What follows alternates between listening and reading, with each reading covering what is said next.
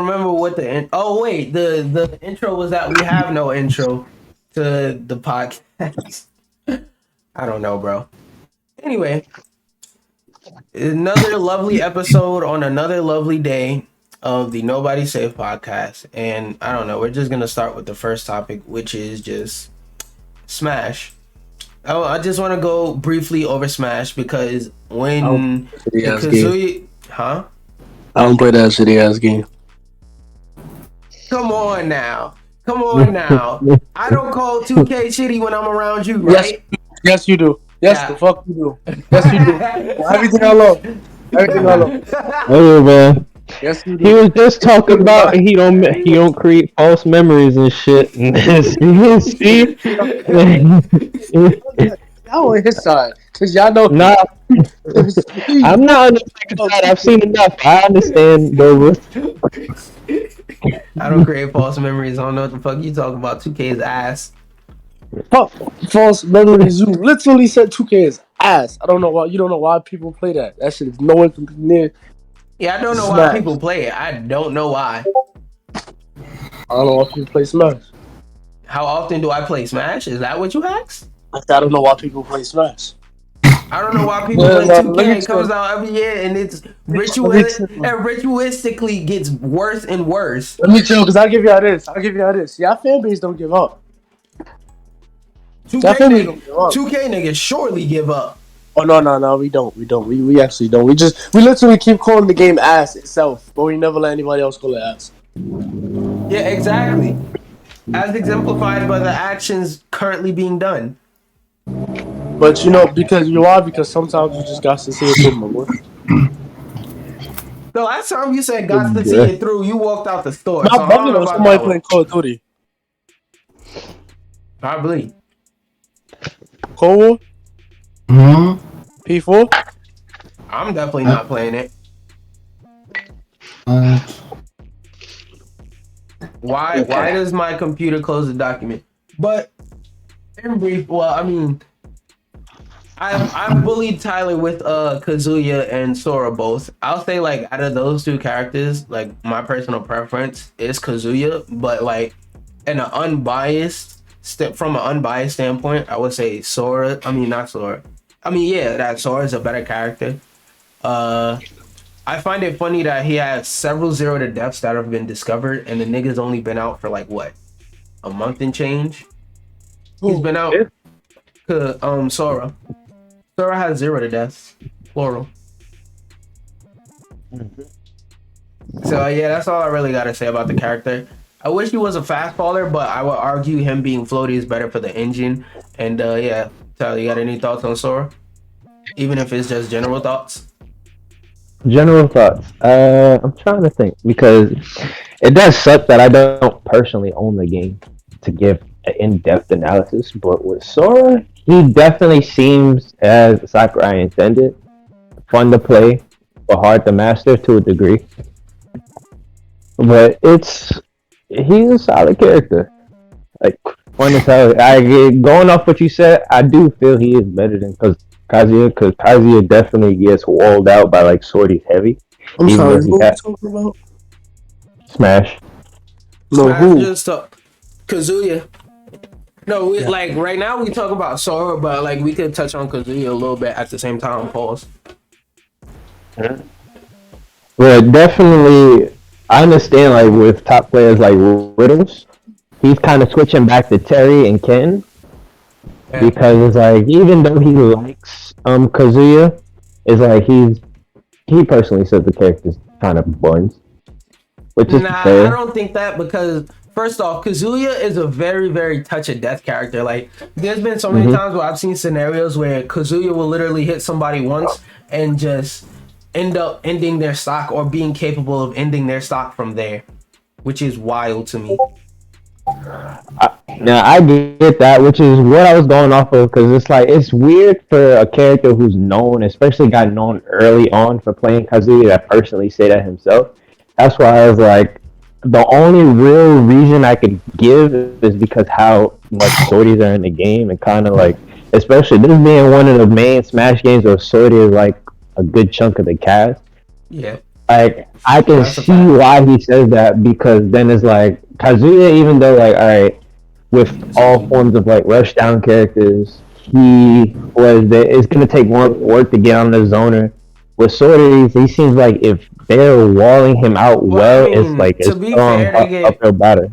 I'm sorry to cut you off, but to be fair, they Hmm. give Kazuya a tool to work with that, being his crouch dash, because like his whole upper Hmm. body becomes invincible, and majority of the projectiles he has to fight against, he can literally crouch dash away, except for like some very rare exceptions that actually are able to hit the ground, like Cloud Blade Beam or something like that.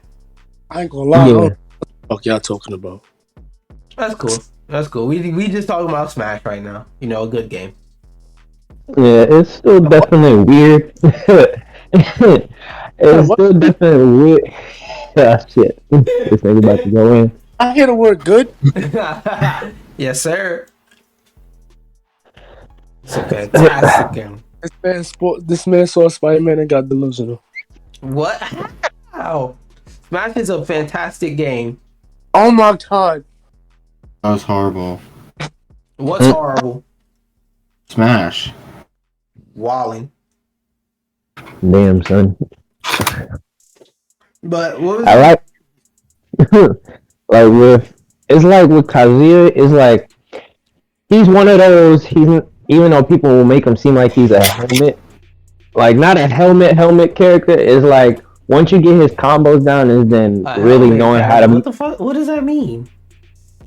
Oh, well, okay, that's a Yu-Gi-Oh turn. Never mind. I'll explain it like this. Imagine basically a character you could play brain dead and get results with, like completely So a brain dead. blue helmet character. Yeah, that's Seriously. basically. Yeah, that's what that means. That's offensive to me and all my retarded niggas. Hold up. I Damn, son. hope the title is not called Fall Guys equals something greedy guys equals dumb guys. I hope that's not the title right now. What? That ain't the title, is it? That's like an old ass video. You scared me for a second. No. The title of the stream right now is Spider-Man No Way From Home Review and More.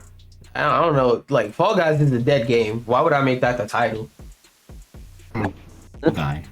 What's that? I'm back to late. The Matrix back. Oh, The Matrix. Oh, yeah. Oh, yeah, When forgot a the Matrix Matrix. comes, yeah, when a Matrix comes out, I'm gonna definitely watch that. Okay, can we spoil it? Can we? The Matrix didn't come out. It didn't come out. I How? mean the movie we watched. Spider-Man, you dodo. Oh yeah, when we talk about it, but that's later on. That's later on. Does he call you a dildo? Oh, I said dodo. Dildo, that's what you said. All right, you're reaching. Revoke his rights. Revoke his rights. I said dodo. Revoke his I rights. was about to say. You have hearing deficiency like this. Come on. Word. Hey, stop stealing my words. I don't Hey, care. man. I steal words. Nigga said, did you just call him a dildo? Nah, the funniest thing I heard somebody get called was a butt plug. Now that was hilarious. Jesus Christ, bro. Imagine a nigga pull up on you and be like, man, fuck you, you a butt plug. Sir, what? What did you just call? Sir. Lordy. But definitely when it comes to like Kazuya, it's just funny to see the fact that one of the best, at least currently best players, it's because the meta is underdeveloped too with him too. Not really. Like I said, Kazuya is a touch of death character. He's one of those characters where you really just muscle memory all his fundamentals, and like he's not a hard character to play, like you said, because he hits hard and you die. Like the hardest thing about Kazuya really is getting past the input barrier with with a GameCube controller, which really could be solved by like a hitbox and stuff like that, because you can dead ass plug in a hitbox to a Switch, like a Switch one, and play Kazuya just like you're playing Tekken.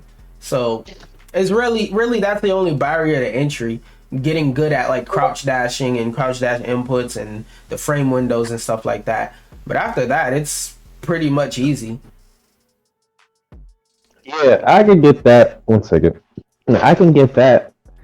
Because mechanical skill and mechanical level is always going to be in games. Period. Especially, that's the one thing. It's like it's just weird especially like why he say that, because why is he necessarily saying that? Is his level of recovery, like what's the real angle compared to other FGC characters in Smash? Well, I And mean, know out of every other FGC character, he has the best recovery. Player's voice. what, Kazuya? Because like one, his recovery goes the farthest. Two, he can act out of his recovery, so he can like use it to recover back to stage. And let's say he blows past ledge, he can actually use a defensive option or offensive option out of that. And then like he can like his recovery, yeah, it kills and all that, but it actually does its job and recovers. With like Ryu, Ken, and Terry, they sacrifice the ability to recover for a move that's like good at a shield or good for ending combos and whatnot, which I like because, like I said, it kills, so it has a function, but it also does what it's supposed to do, which is recover. Good. I can use that. That's reasonable. This nigga just. But from at least from what I've seen from other Kazuyas and just general Riddle's gameplay and set, it's like even though he has the options to it can be set up to go into kills. Because I've seen upbeat in combos kill at high percent, like 100 plus. Won't know the specific effect, but I'm just giving a general range. Yeah, because like out of 128 it kills everybody on the cast, like including super heavies. Okay. And off stage, it just seems it puts me in like a line that even though it's like he can jump, he has and he can jump or act, it's still linear enough to where it's gimpable. So it's like it's good because it has distance, but it's still gimpable. Yeah, I know what you say, but compared to like every other recovery in the game, it's an okay recovery. But out of the FGC characters, best. So I mean that's pretty much thoughts on Kazuya. And then Sora, like I said, he's a pretty good character. To me, he's a candidate for best character in the game. It's like for best character in the game, I'll say like it's between 4 characters: Pikachu, Joker, Pythra, and Sora.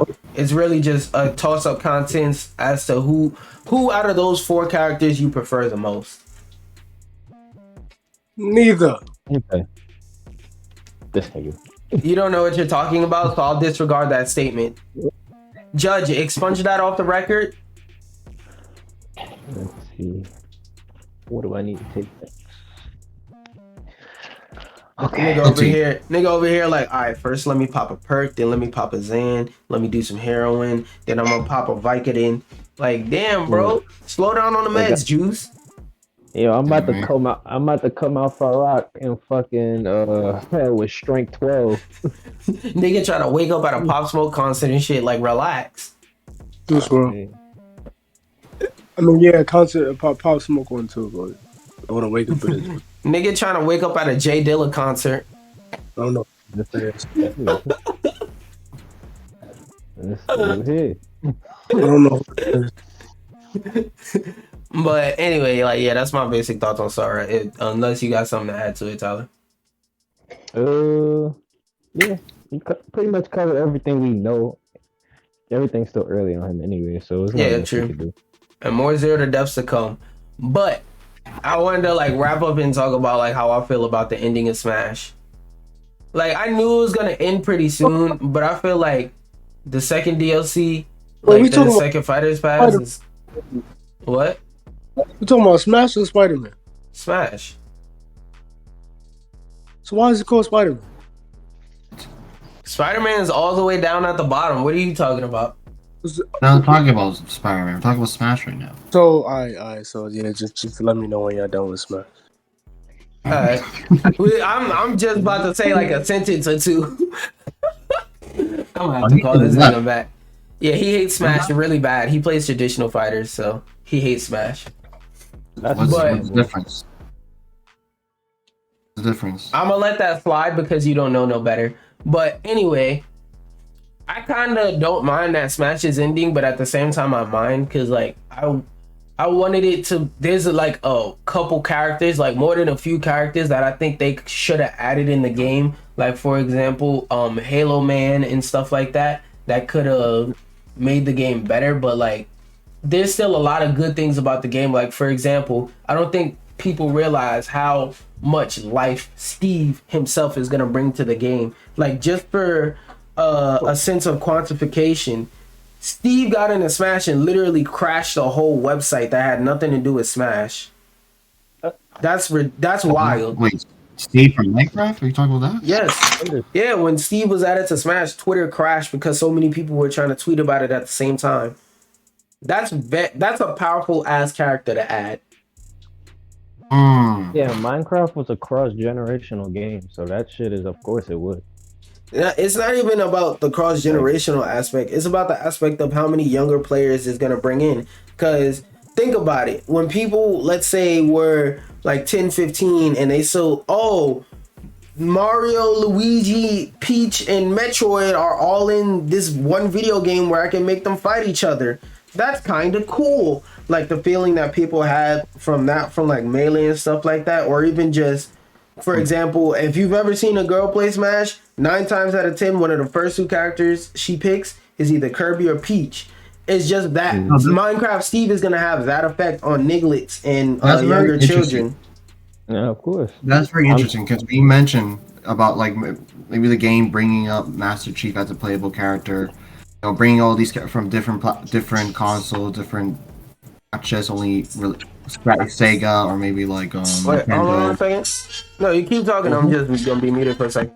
Yeah, or like PlayStation. Yeah, they have like characters from let me see that. Yeah, it's 89. Yeah, I was saying they should add up more like, cause is it if no, I'm covering off top, but if these are gonna be the Cora, because oh my god, and wow. I'm gonna be back in 1 second. I just gotta open the door. Yeah, Sora and Kazua being the final characters permanently, not get add maybe 11 up, just to make it 100. There's only about 89 playable characters right now, at least. At least reach about like 100. Yeah. Okay. I know. Going off of what Weldon brought up for Steve, so you have to think how much influence Steve, as just an image, had. Yeah. Like just when it first came out, and then how much they really branded off, like especially prior Microsoft buyout. Because remember when Minecraft was really starting to get off like 1.7, 1.5 when it really started to hit big. Like it was like remember at that point there was Minecraft educational, so it was a school. There were school versions. Not even that. Like there was a wait, hold on. I'm gonna have to cut you off to add to you real quick. But like to add to what you said, like I remember in school, like there was a Minecraft book that had all the different recipes for the different versions of Minecraft, because there used to be 3, but now there's only 2. Because like I remember there was one that Notch kept working on the side that he was like allowed to work on and put out himself, and like then Pocket Edition, because he gave you the recipes for Pocket Edition, Java, and the Microsoft back Edition. To like 2010 or something, early 2010s. No, yeah, like early 2010s, like 2013. No, like 2013, 2015 ish. Like they used to put Minecraft books in the school and pump that into the school because they know kids like Minecraft, so that they know that they'll read them and get kids to read more. And like even to put it further in its perspective, Minecraft as a game just hit, I think it's 1 billion. No, it's over 1 trillion. Views on YouTube. Like just to put it into perspective, the most watched video on YouTube is under 2 billion views. The most watched category on YouTube is over 1 trillion views, which is Minecraft videos, which has been going strong since like 2009, starting off with Notch himself, and then going up to Microsoft doing Minecraft presentations, even a Minecraft Day thing where like it's just they stream, like certain companies will stream Minecraft related stuff and do Minecraft related stuff. Like Minecraft is just a really, really strong cross-generational game. We unintentionally just did a video about who's the best edition. Because, like, if we're talking unbiased, no doubt unbiased, it's Steve, because he'll bring so many new players and bring so much life to the game. And, like, my favorite edition, I would say Alright, so I have two answers. My favorite addition, character wise, of oh my god, I wanted this character so bad, was Banjo.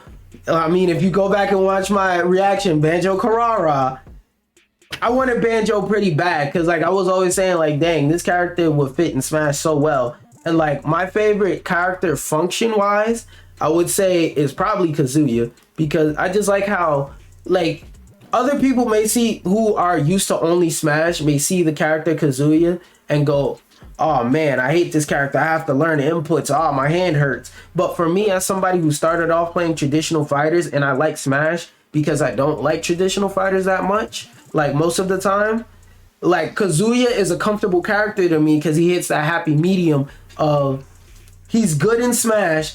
He's a traditional fighter, and his inputs compared to games I've played aren't that difficult. Like quarter circle forward A, bro.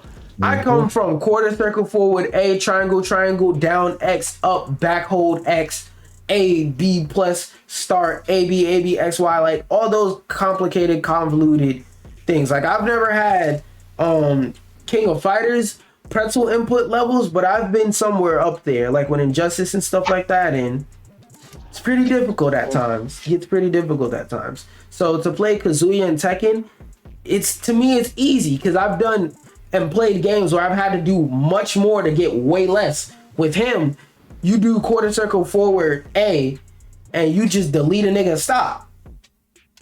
That's pretty fun to me. Then it also has that. Then it also like he has that intimidation level of oh no, he's playing an input character. It kind of helps like to just get people scared before the match because it's like you know what he can do with minimal effort. The less actions, the better. To say. Not necessarily, but I'm saying with Kazuya, you don't have to work hard. Well, I personally don't have to work that hard to like do basic level stuff with Kazuya. Cause like with Terry, I don't mind Terry. It's just the backwards input thing really messes with whenever I'm trying to do like for example, a quarter circle forward or the half circle back forward and stuff like that. Like to me, it's not hard for me to do. It's not natural. Quarter circles are natural to me because like it felt like I learned how to do it from other fighting games, but with GameCube controllers and the notches, it's so easy to me. It feels like mashing comparatively speaking.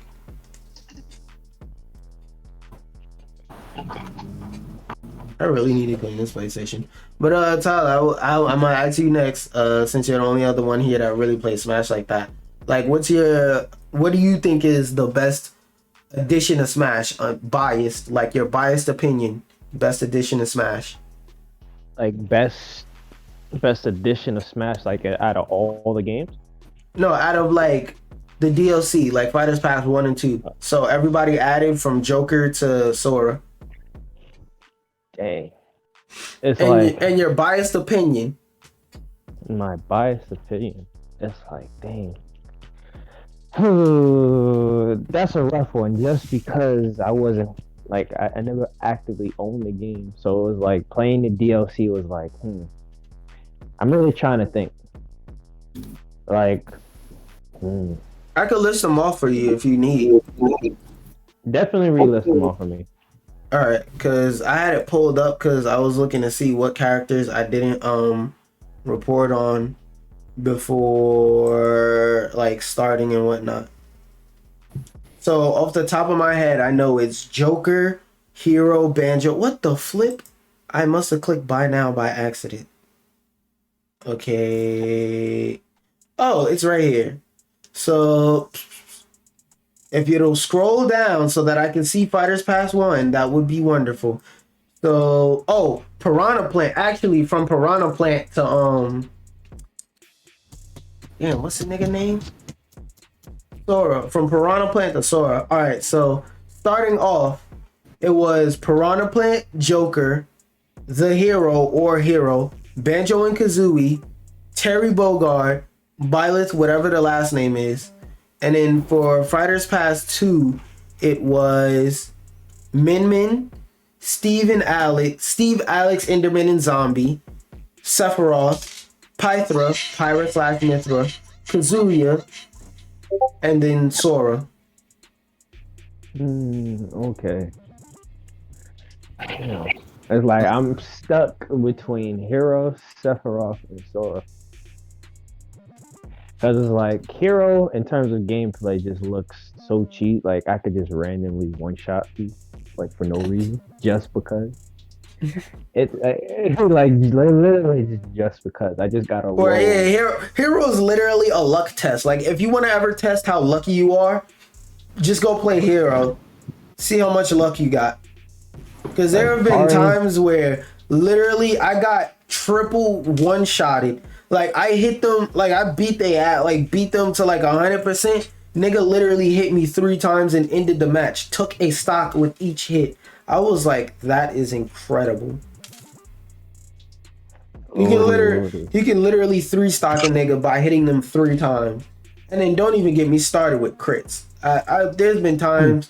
I remember one time where I got hit with crits. I wish I saved it on stream when the Hero released. I got crit 18 times in a row.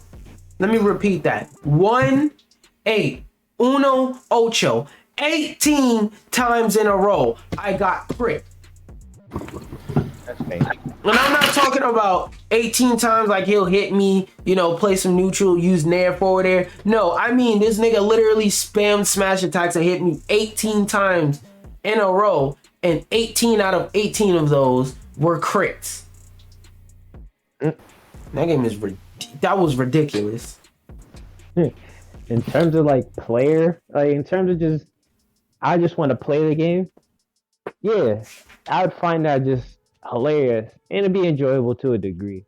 But in terms of like for you only, like I only speak from player brain, but not actually in terms of what I would find enjoyment, because I do find enjoyment in learning and gaining skill with the character. I think Sephiroth, like Sora's still new, nor do I play him that much. But from what I see, like Sephiroth, in terms of like out of all the other casts, he seems like the more well balanced one. Yeah, I would say like out of all the DLC, he's like the most balanced. Like he doesn't have like any dumbass gimmicks with dumb properties. Like all of his, like both of his gimmicks are, well, actually he has a lot of gimmicks that people don't use, like the forward air wall thing. But like all of his gimmicks aren't unreasonable. Like him being able to stick to the wall, you can still hit him, you can still spike him. He can always unattach from the wall, but that really won't do much if you're already in path and close enough to hit him. So it's like he has gimmicks that are reasonable. Like they aren't just straight up dumbass gimmicks. Like for example, the Steve basically being 2 characters, being Steve /Minecraft /Alex /Enderman and Minecart. Like Minecart has a whole ass grab. Why? Whose man's is this? It's a command grab that's also a projectile. It'd be like that. Command grab that's also a projectile that also can't be countered in certain situations. It'd be like that. It's good. It is like Sephiroth is definitely. If I had to choose, I think it would be Sephiroth, just out of just sheer gameplay, because I could see him out of all the DLC other than Sora. I could see him being one I would just sit down and want to learn. Just because it's like he has like he feels like you gotta play him meticulously. Like you gotta actually sit, like you said, sit down with the character. You gotta actually like practice the hitboxes and stuff like that. And even with the fact that the tip of his sword is the weakest, but the middle is the strongest. Like I really don't know what to call that mechanic other than Masamune. But like he with his Masamune, like the fact that the middle part hits hardest really emphasizes spacing. Because you can hit somebody with the tip of your sword at max length, and it's like, okay, you hit them at max length, but what are you really doing if you're not hitting them with the middle? And if you hit them with the very close part, it's like an emergency option kind of, because it's like, in theory, no character should be that close to you. And then also like with his up air and all that, and being how big that move is, it's like, theoretically speaking, if you ever get punished with Sephiroth after hitting somebody's shield with anything other than up air, it's kind of your fault. Like a lot of the times when Sephiroth gets put in bad situations, it's kind of your fault. Oh yeah. He doesn't have any outrageous BS. Yeah, like you said, no bullshit. That's just like, hey, you know what? I get a get out of jail free card. Actually, just you because, know like, what? this. I take that back. Mega Flare, Giga Flare. No, hold on. He does have a bullshit mechanic, Giga Flare. Never mind. Like I see Giga Flare in neutral unless you like if you're charging it up and somebody gets hit by Giga Flare and you sat there and they let you charge it up, then yo, it's an L for them. Like at that point, it's No, just like, bro, like Sephiroth, Giga Flare makes it so that Sephiroth, at any percent, whenever he gets a shield break, he can kill you. Any percent, and it's worse online. Online, if your shield gets broken, like offline, if you're like under 50, you might be able to mash out and jump or something. Online, your shield breaks against Sephiroth, put the controller down. Just put the controller down. how early does Giga Flare what does it kill? With shield break, 0. Oh, that's not okay. I would take 30 or 40 at least. With shield But break, 0. that's kind of retarded, not gonna lie. Very. But it's just like that's like the only because I was just gonna mention he's a character that actually has like instead of just it being a sortie who just hey I'm gonna space you out all fucking day.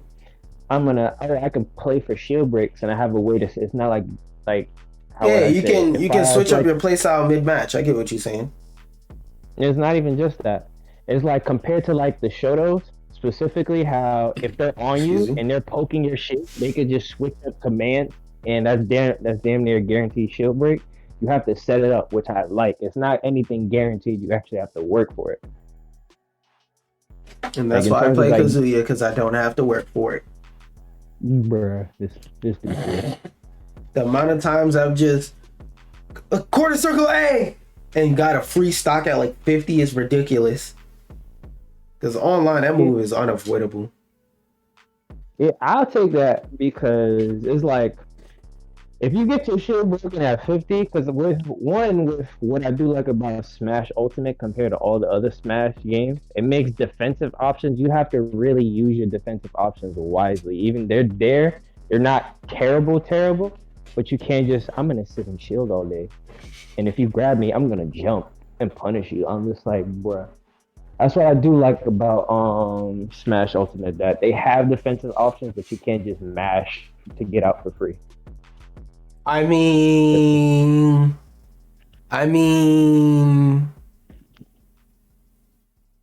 you can though.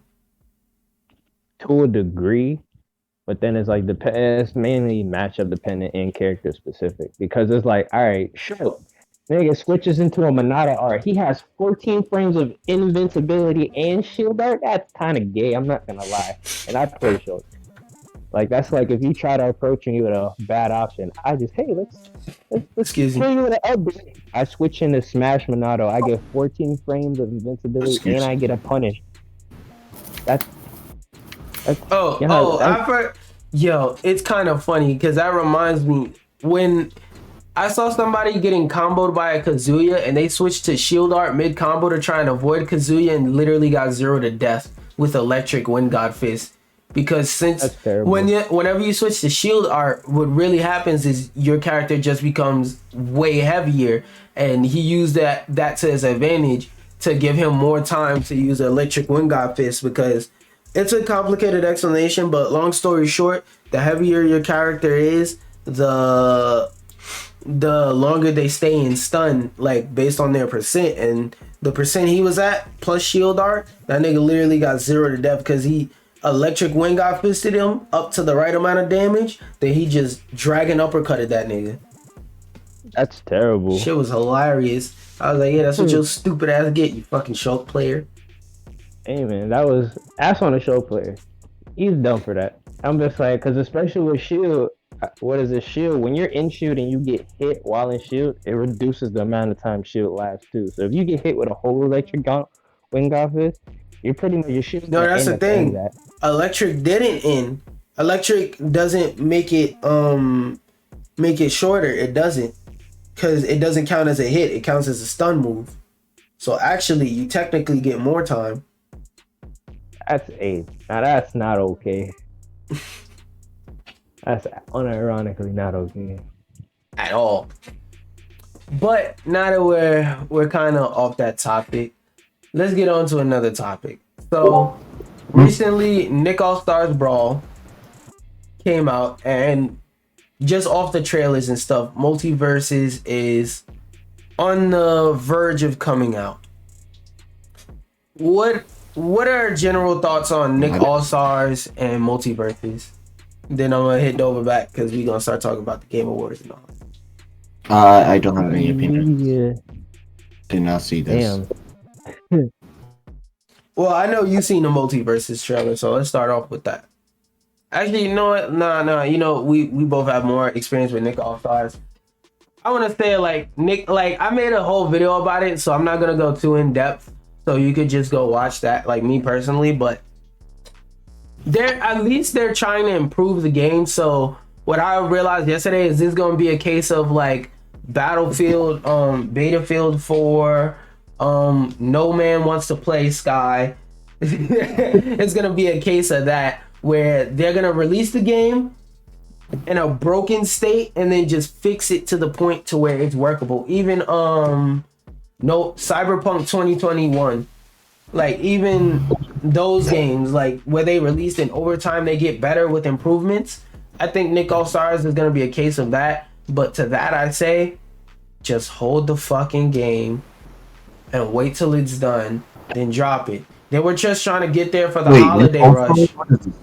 I was gonna say, what is this? Nickelodeon All-Star Brawl. It's basically a platform fighter, but with Nickelodeon characters. That's the premise of the game. Smash wannabe game?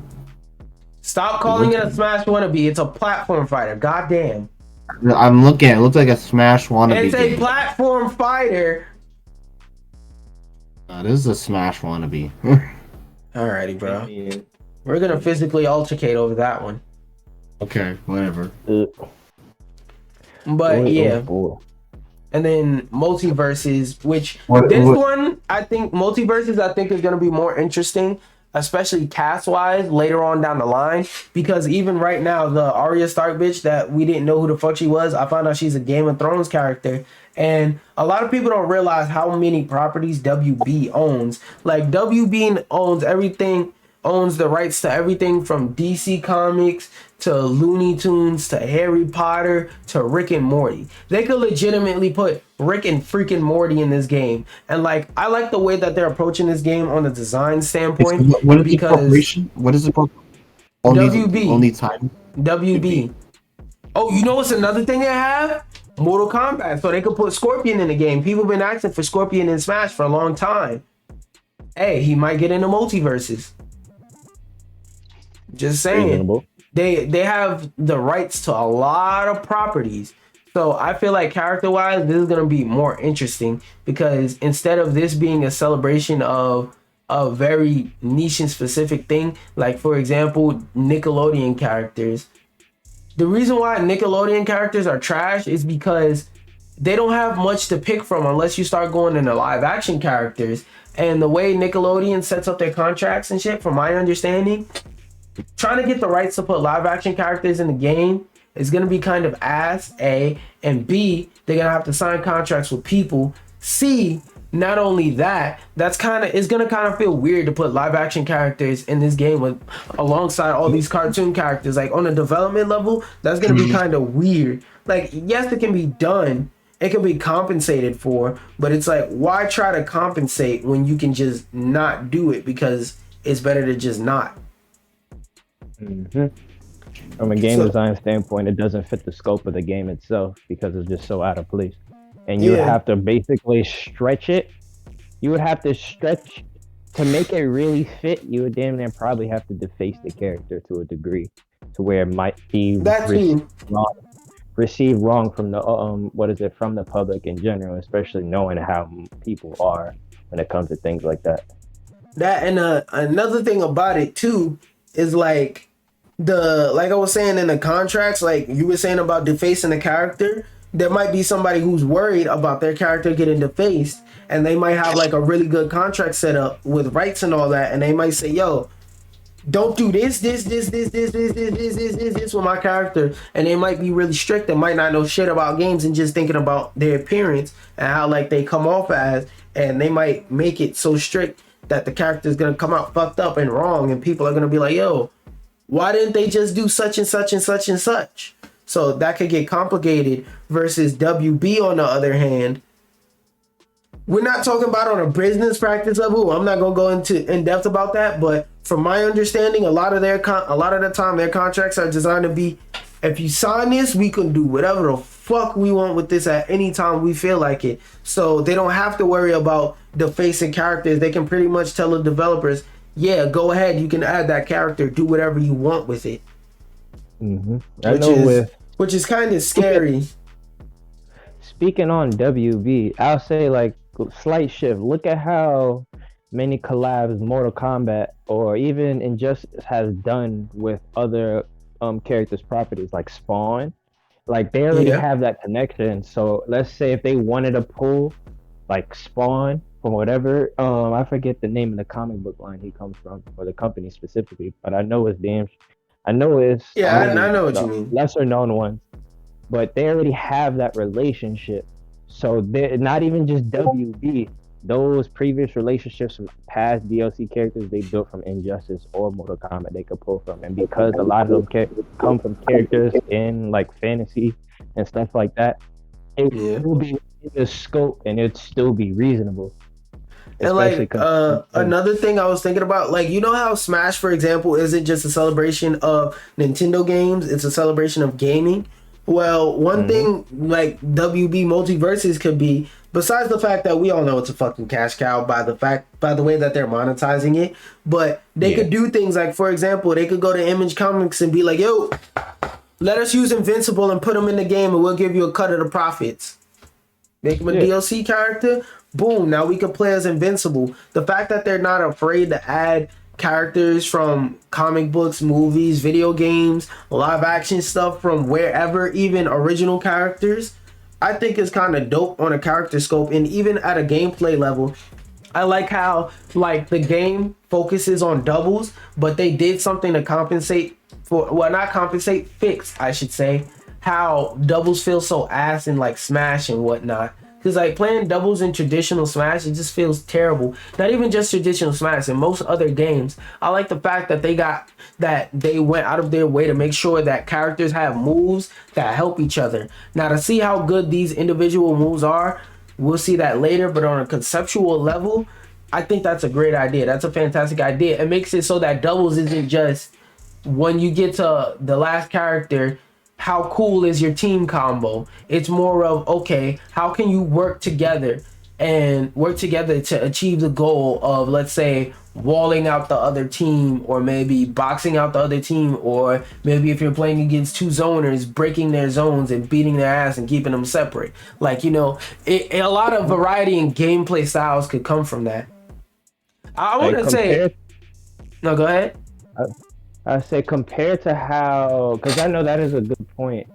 Compared to how like 2v2 is tournament legal wise, and Smash comparatively, I say personally, I've never liked it. Just because it's like I'll put it like this: it's like a basically a free for all extra steps, because especially tournament sets, team attack friendly fire is on.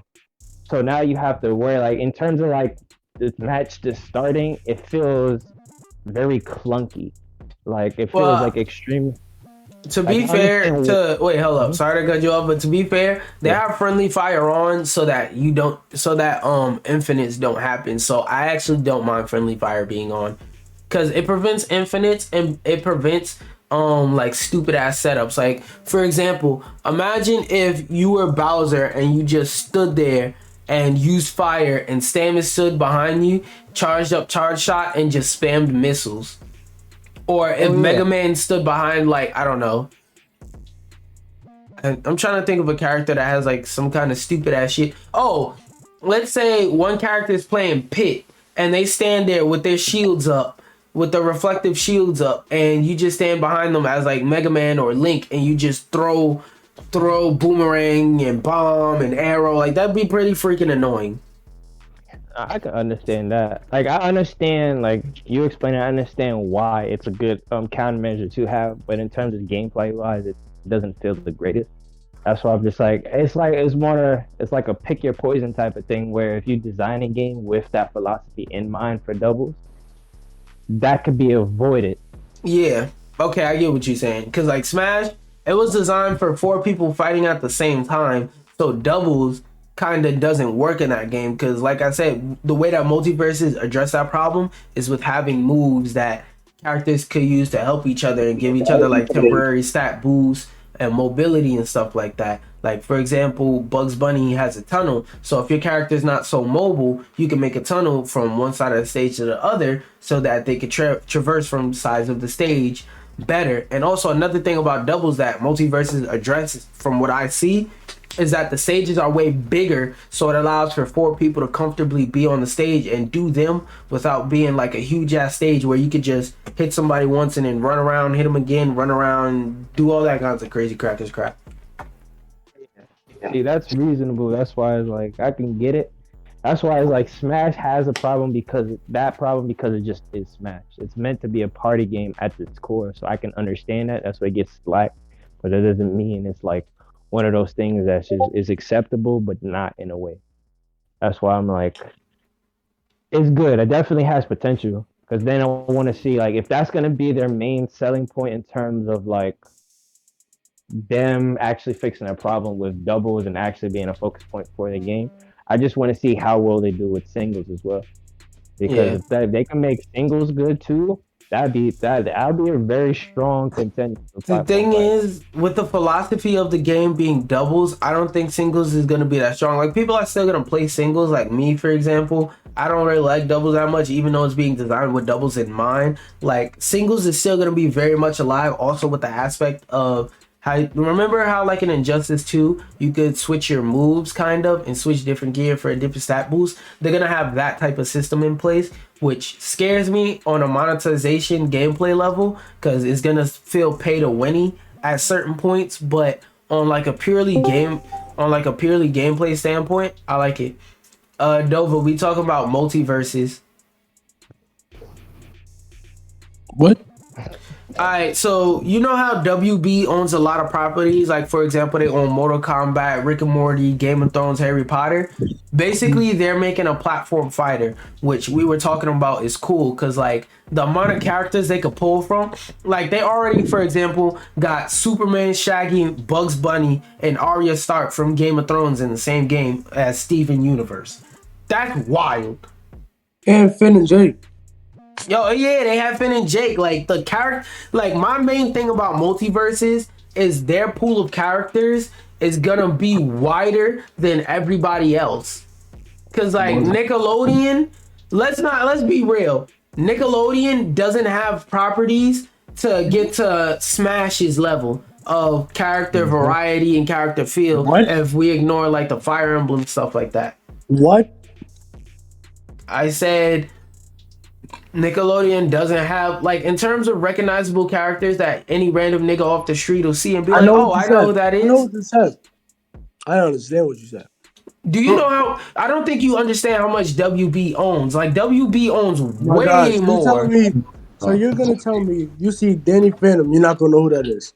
No, I didn't say they don't have any. I said the amount of characters they have with that power isn't the same as WB. Because WB has characters that your grandmother can recognize, but you won't know who the fuck it is. Like, WB has the rights to Kill Bill, nigga. They have the rights to Mini-Me. They can deadass put Mini-Me in the game if they felt like it. What do they own? I'm trying to see what do they own right now. They own a lot, bro. Because WB been around basically since moving picture had sound. They own a lot. They've been around since black and white films. Black and white films. They've been around since TVs couldn't go past 480p. They've been around for a long, long time. They own way more properties than you realize, bro. WB owns Rick and Morty. On box They office. own Mortal Kombat. Turner Entertainment Network, so like TBS, TNT, Teenage Mutant Ninja Turtles. I'm trying to look. I'm looking right They now. don't. Yo, They you just don't. reminded me. They don't own You Ninja actually- Turtles anymore. They sold it to Nickelodeon. Oh, really? Oh, Mhm. I'm Don't looking. WWE have some rights with What are you Transformers? talking about? Nick, isn't Mikey in the game? I'm looking at like No, IPs. he's in a different game. He's in Nick All Stars. We talked about that already. I'm looking at like IPs and like assets or like what do they own? That's a just quick. Just a Like quick look. the ones I named is like heavy hitters. Like nigga, Harry Potter. Like bro, imagine being able to play Steve Voldemort versus Steven Universe. That's fire.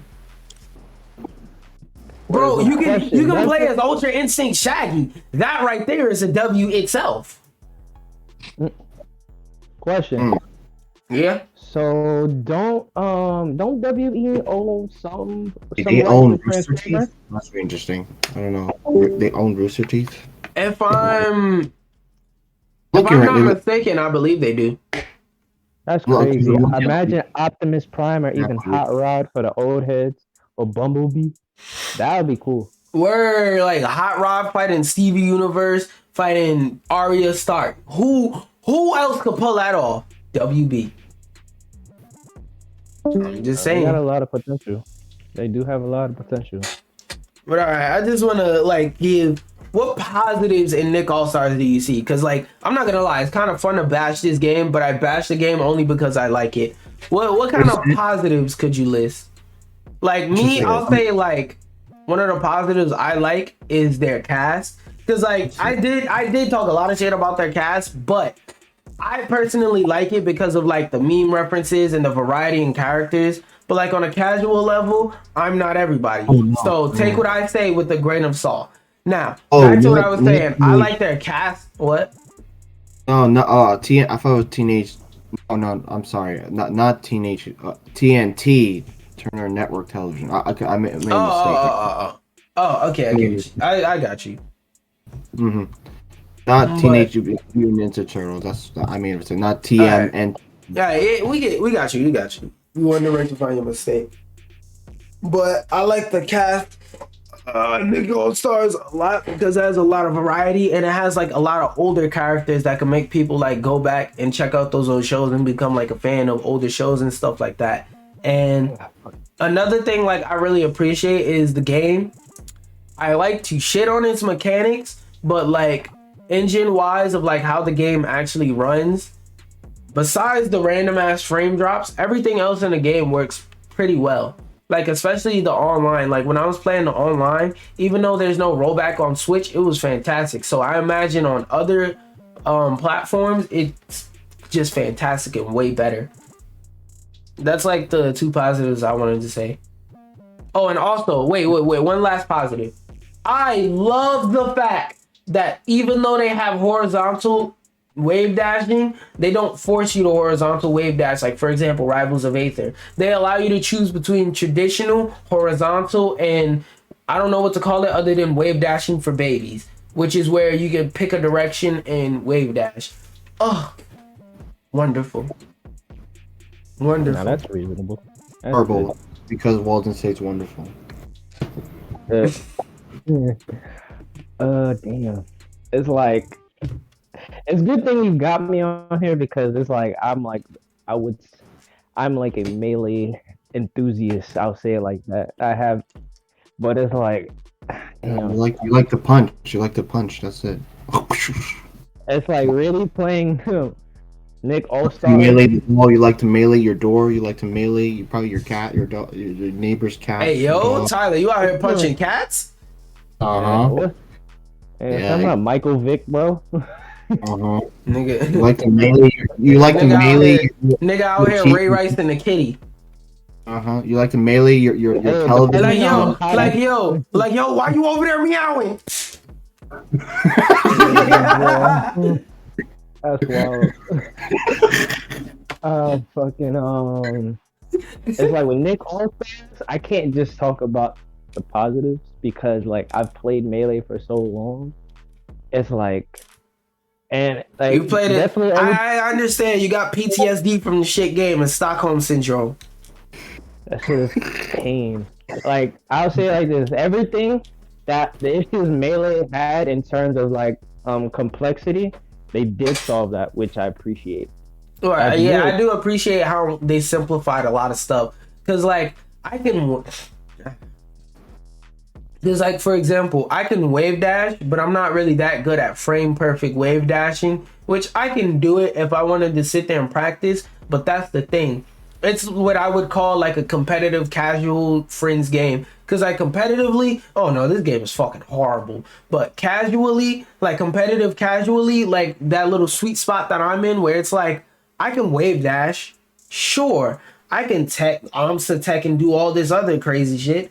But it's like I'm not gonna sit there for 8 hours and practice it. Nick All Star gives me the opportunity to do all this stuff, but not have to practice it and just be able to sit there and have fun, like wave dash up smashing and Dacus and all that crazy stuff. Well, Dacus is not in the game, but just crazy advanced techniques. You understand?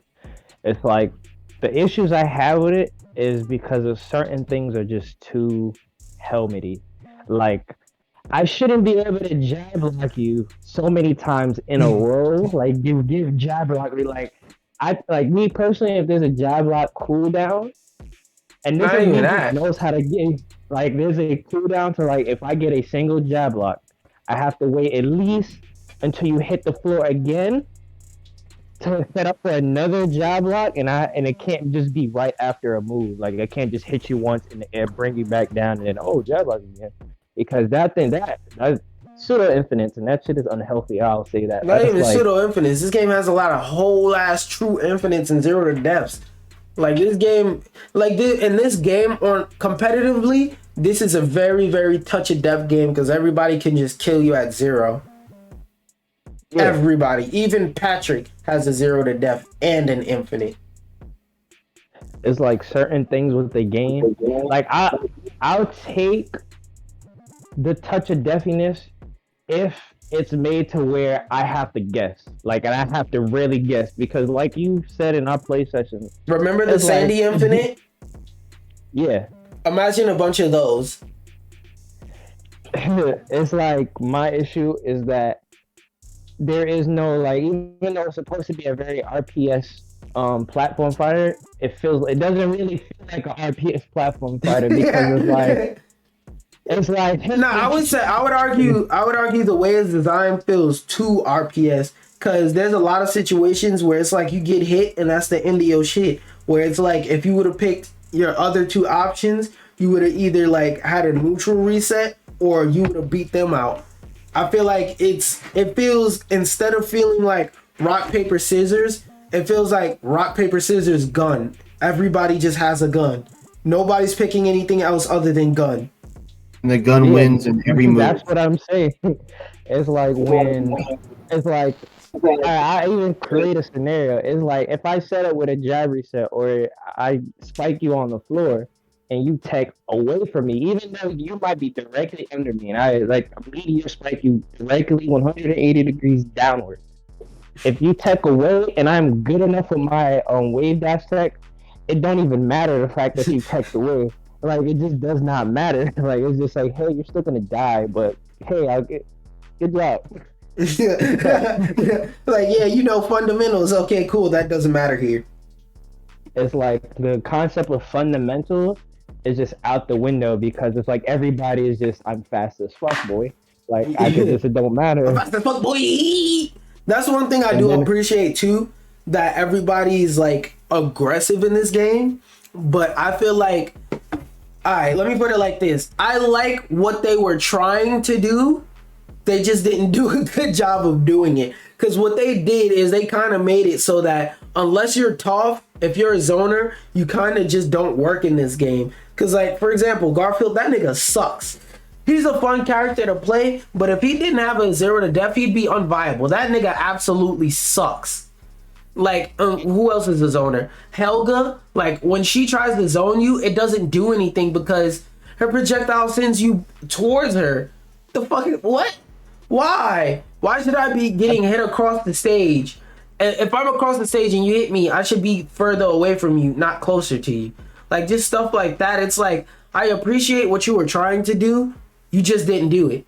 Like you tried to run a race, but you just ran up the block and said, "All right, I'm ready to go." Like, no, bro. It's good. It's good. You were trying to run a race. You achieved that. You just didn't achieve actually running a race yet. It's like from a design aspect, I could see because I developed my damn self, but then it's just like it's, since you mentioned Helga, it's like I could see RA brings it towards you. It's like they wanted a zoner, but then it's just like, nah, let's make her. Yeah, they wanted a zoner that like actually combo. still has to hit you, which is a paradox because it's like that's just gonna add toxicity to the game. Because like either one of two things are gonna happen. Well, were gonna happen when I seen this from the beginning. Either A, it was gonna be everybody's gonna sit across the stage like a bitch until somebody hits them with a combo starter across the stage that just says GG's bye, or it was gonna be everybody just running around and just until somebody gets a hit first, which it's the latter. Yeah, it's like from a design perspective, you're trying to make her both sides of the spectrum, and it's just like which don't work. It won't work.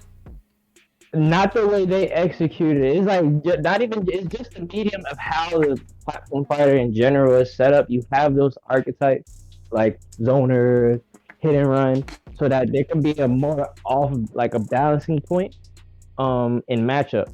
But then it's just like, it's just like what the hell? It's like you wanted her to not be shit. But then it's just like, all right, let's just make it so, all right, if she gets a zoning off, then she can confirm off of it. But then it's just like, all right, but then instead of feeling like she legitimately has a reason to zone you, it instead feels like I can get comboed from very far away for no reason. Like, all right, yeah. I'll put the game's way it treated aggressiveness like this. You know how everybody has that one friend where it's like, you love the fact that no matter what's going on, no matter what's happening, I don't care if it's something as serious as pedophilia or something as minor as you got a splinter. They're always trying to help you out in the situation. They just make the situation worse though. You like the fact that they're trying to help. You're like, thanks for your help, but stop helping. That's how it feels. That's exactly how it feels. Stop helping. But I appreciate the fact that you extended your arm out to help.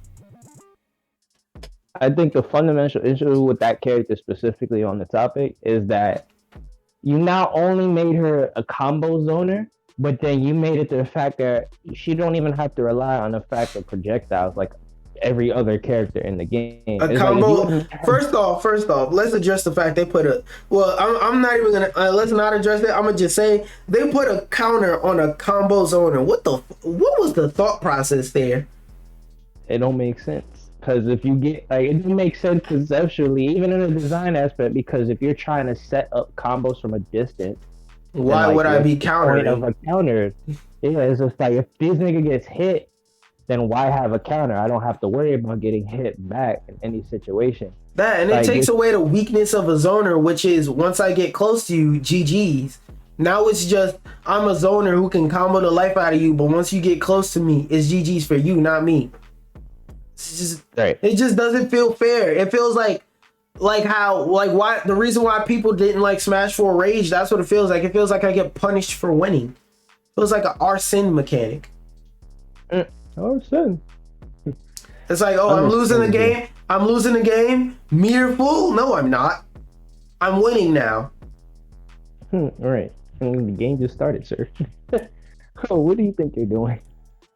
Like, oh, you thought you was over there playing neutral and properly comboing me and tracking my options and predicting and guessing what I've been doing and conditioning me properly? Haha! All of that doesn't matter. Straight out the window, y'all. It's annoying. It's like if they would have built her whole kit around that projectile and made it so I have to land projectile and set up for it to get the combos that I want, and then made it so anything else harder outside of that is a bit harder to combo, then it would have been reasonable to be designed that way. But you just said give her every fucking thing just because. I'm just like, okay. But all right, Well, yeah. While we wrap that up, pretty much out of those two games, while I call Dova, out of those two games, like which one do you prefer on a conceptual level? Oh, Um, conceptually, I would just have to say Nick also, just because that's what I'm familiar with. Multiverse hasn't came out, so I don't want to No, say, yeah, oh, that's it why I just said on a conceptual level. conceptually. I say, uh, mm, I would say Nick All Star just because conceptually it had the right idea. Just you, you got the spirit. You're a little confused, but you got the spirit. But all right, now that we off that, will it load? Well, I sent it to y'all in the document. The link is there. But basically, I'm gonna go over like the Game Awards and some of the crazy announcements they had. First off, we're gonna start off with Game of the Year. It Takes Two. Anybody here played it? no. Huh? I ain't never heard of that shit a day in my life. Yeah. Me and you will have to play that game because that's a game we could play. But it's not a bad game. They didn't give it to a game that didn't deserve it this year. Is it like a way out? Like similar? Not like prison wise, but like Yeah. Like in terms of both of y'all have to work together. Yes. I'm about to search it up right now. Yeah. I'm gonna actually buy it and then we gonna play it. Cause like I've been waiting to buy it. It's just ain't nobody trying to play it with me. Every time I'll be like, hey, you trying to play the game with me? That shit Yeah, I one game got of you the later. Yeah, one game of the year. It's not how much game of undeserving. the $20? Huh? It's $20. Price of the game doesn't matter, nigga. Is the game good or not? Kinda is. does because if it's No, it doesn't. because kinda does. How? Hmm? How? No, I'm asking, how does the price of the game matter in terms of is it a game of the year worthy or not?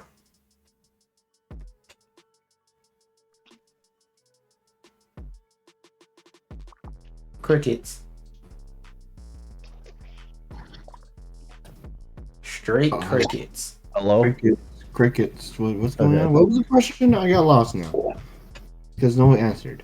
No, I said, how does the price of a game matter in terms of the quality of a game and whether it's game of the year worthy or not? What? The quality of the games? Yeah. If it's good, the price to an extent doesn't matter. Like if you, we're not taking in personal situations in consideration because then that makes it less objective. It Yeah. doesn't really matter. But if the game is shit, then price matters. So it only matters when it's dog shit. Got it. So basically, when you don't want the game, you get mad at how much you paid for it. That's what I heard. Okay. To an extent, it's like I'm like, Wait, if how that does be the vote- case, I'm not gonna buy a game that I don't like anyway. Like that's a waste of money, bro. Like, like I'll watch if it's interesting. Yeah, I pay bread for it, but you know you have that. Like, Yeah, it's like I kind of want to finish the game now.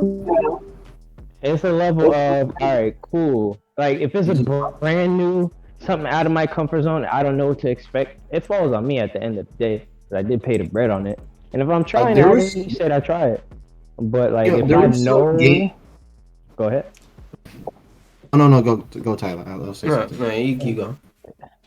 It's like if I know the game is garbage, I wouldn't even say that. It's like if I buy the game, having some idea of what it was, giving it best of hope, and it's just like, damn, son, it's absolutely shit, waste of money.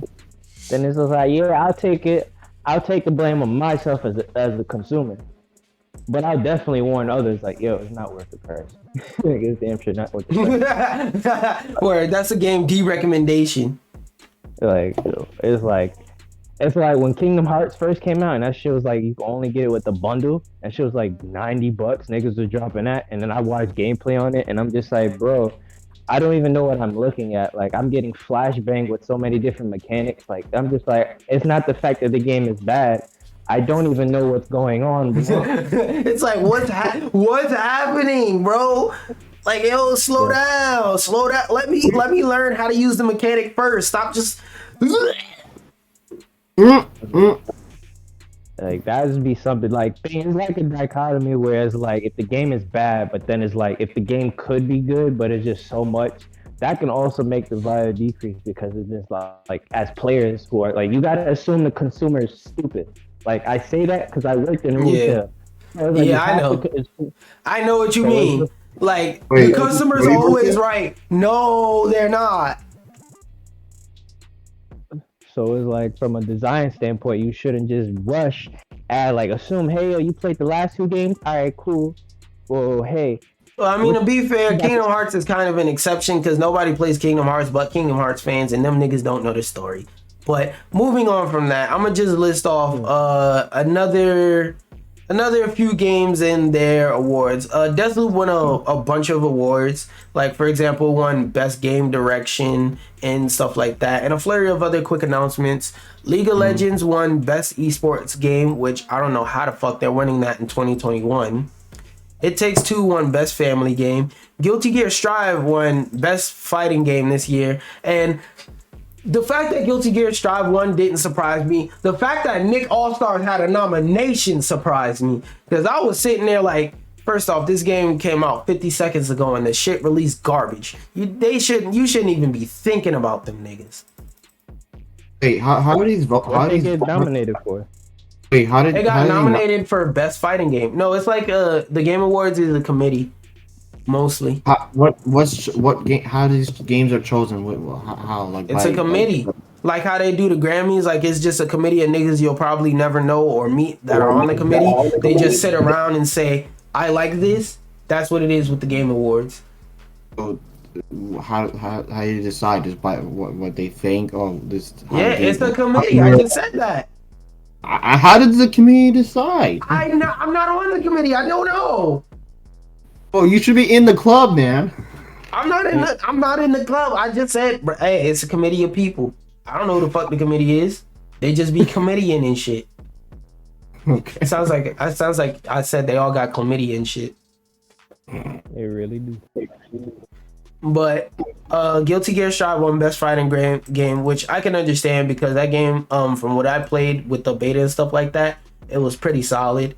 Age of Empires 4 won Best Strategy Game.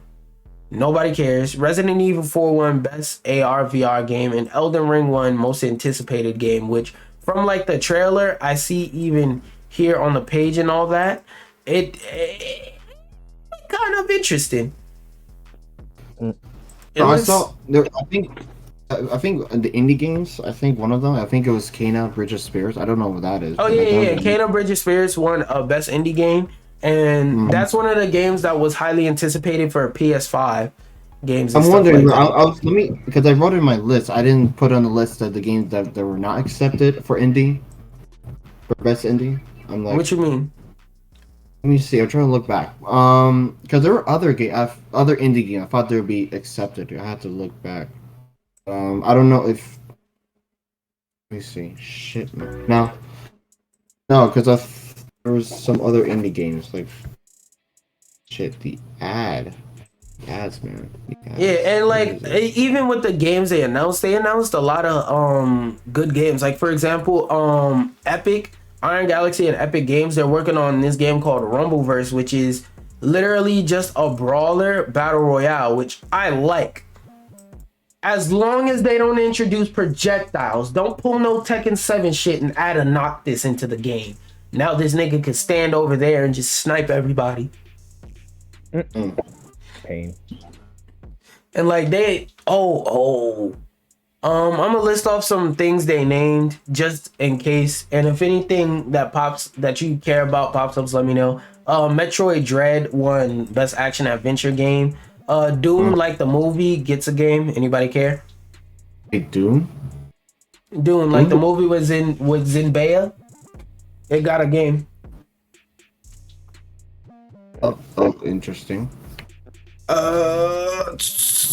Tiny Tina has a Borderlands 3 what you call it, DLC add-on, which if I ever do, I might get Borderlands 3 just to play this because like I don't want shit else to do with the rest of Borderlands. I just want to play and beat through Tiny Tina playthrough because like the Tiny Tina DLCs are always fire, and the two that I played were fantastic. And I mean I got them for free, but they were fantastic and through other PlayStation lists. Plus. Don't play me like that. Oh shit! Sorry. No, say what you're saying. I was the first. I was none of this. The best performance was the voice actors who played. What was it late? What was it? Resident Evil 7, I think. Oh yeah, no, I skipped over those because nobody cares. Like Nobody none of us here are like really voice actors, so we can't really put in too much reasonably input. Like we can't add nothing to the conversation of who got best and worst voice acting.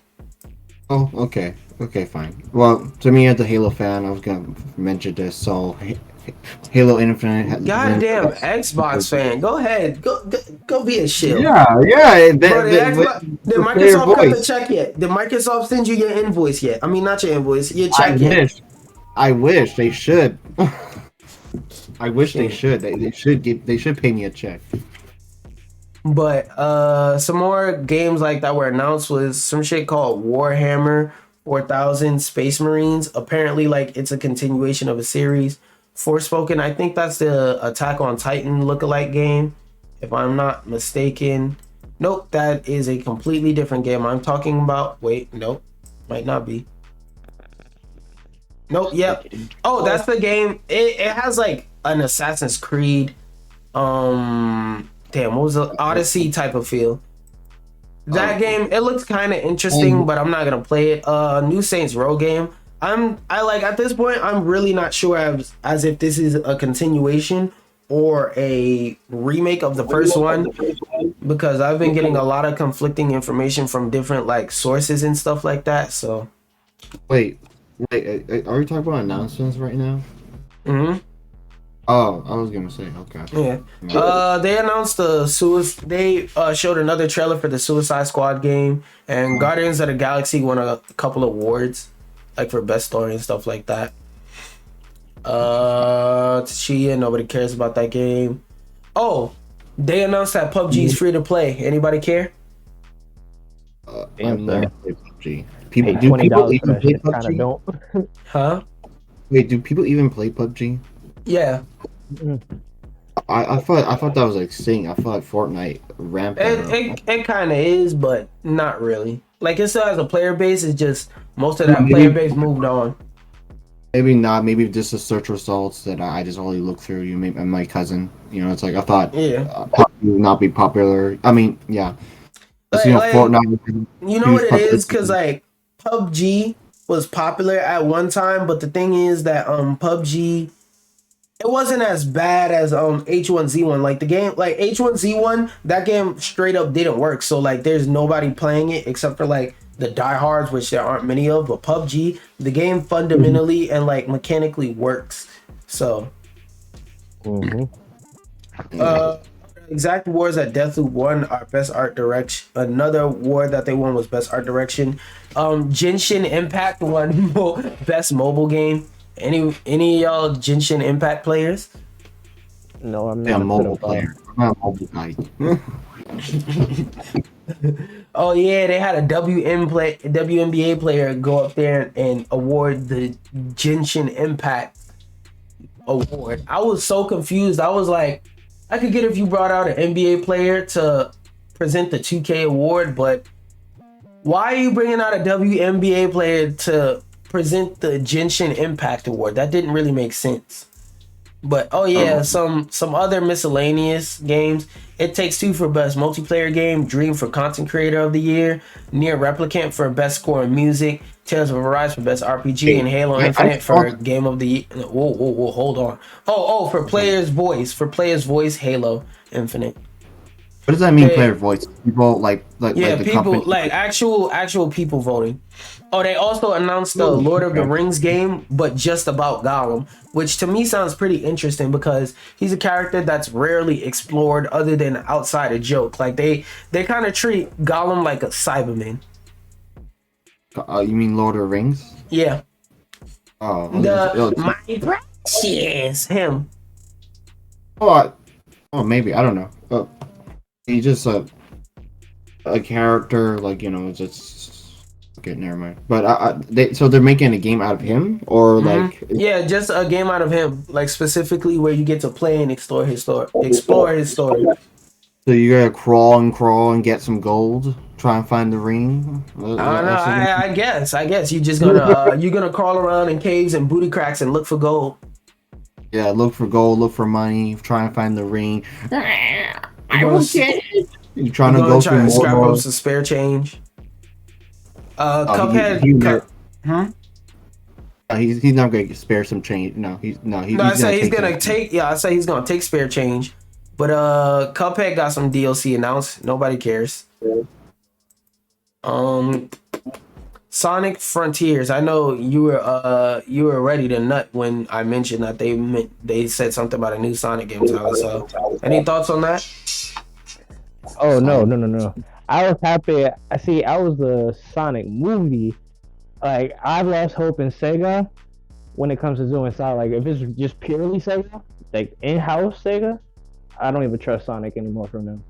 Wait, what's wrong with Sega? What's wrong with Sega? Nothing personally. They just dropped their ball since like Sonic, since Sonic the Hedgehog, like what is it, 2008? It just like that game was garbage because like that shit I'm gonna be was right like, back. Going to check something. I thought Sega died, or at least I don't know. Nah. They make all their money off of Phantasy Star now. Let me see. I'm gonna see Final Fantasy. What was the recent one? The latest one? Nah, Phantasy Star Online. It's a RPG MMO.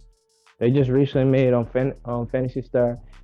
New Genesis, which is their latest stuff, latest Fantasy Star stuff. Fantasy but it's Star.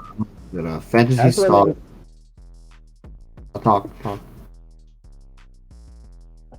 Yeah, it's like when it comes to Sonic with them, it's just they've dropped the ball hard. So it's like I'm not expecting much, but if they still manage to shit this game, then it's just like damn, sucks for them. What is it made?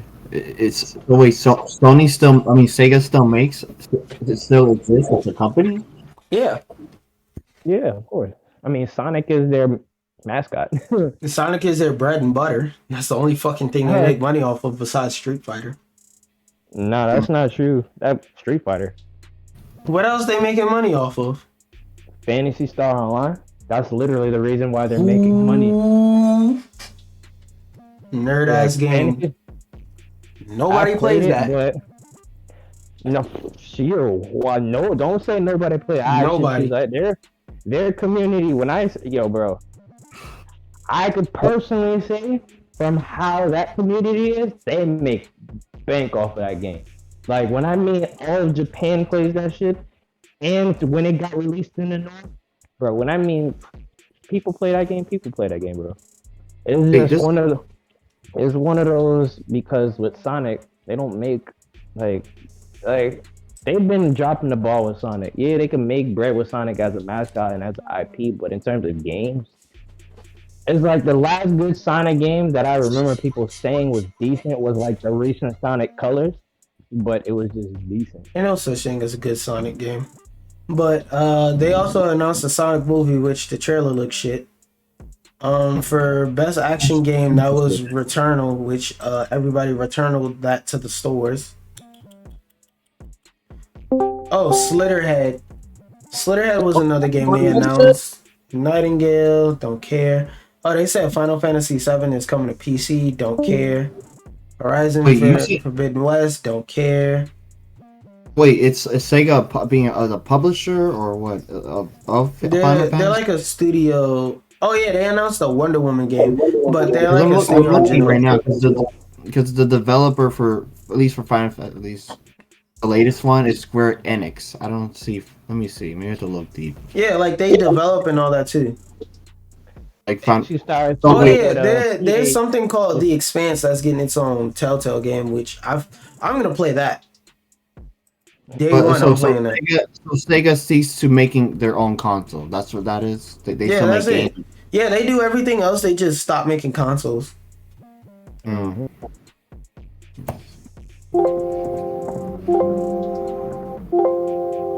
Yeah, we can hear that. Another game that I saw that was interesting was Evil West. That game, it looks like it's gonna be cool. It like a cool sleeper hit beat 'em up. And also another game that looked interesting was Have a Nice Death, because it looks like a nice little platformer, like a chill little platformer you could just turn your brain off and play, but it'll give you enough of a challenge to excite you and whatnot. Oh, for fighting game news, there's a new King of Fighters, so that's cool. Oh, and Texas Chainsaw Massacre is getting a game, which I kind of got a problem with, because it's like niggas really died for that, like died in that incident. Please stop making movies about it.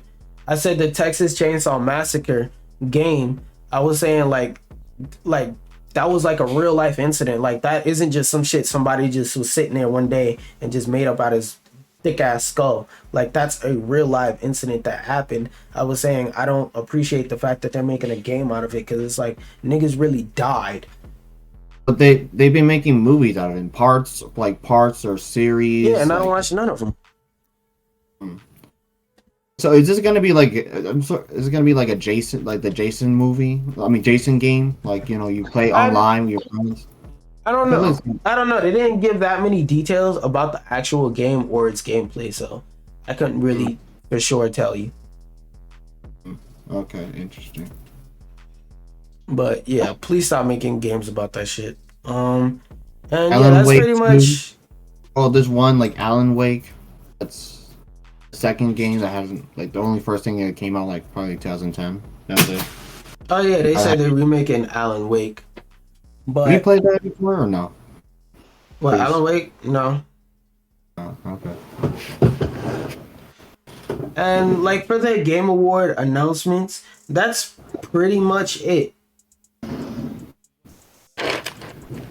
So I mean, if it's any like thing that stood out to y'all and that y'all want to like talk about a little bit more in depth, mention it now. Speak now, forever hold your peace. About what? Anything? About the Game Awards? Yeah, period. I don't know. Genshin Impact. I found it Game funny. Awards seem lackluster to me. Like, I'm not super, like, it seemed like there are a lot of American developed games, which I'm not, like, some do get a pass, but it's like, Game Awards is... I feel like I'm more like me. It's been known for years that niggas be paying their way into awards. Cause like, for example, The Last of Us, it was a fantastic game, but publicly speaking, no fucking body liked that game. I know good and goddamn well they had to pay people to say that game was good, because nobody liked that game. Nobody, bro. The game wasn't good at all. Hey, yo, watch your mouth. Watch your mouth. It was a good game. Listen, I just said the only nobody way I liked like it. the There's a game- difference. There's a difference.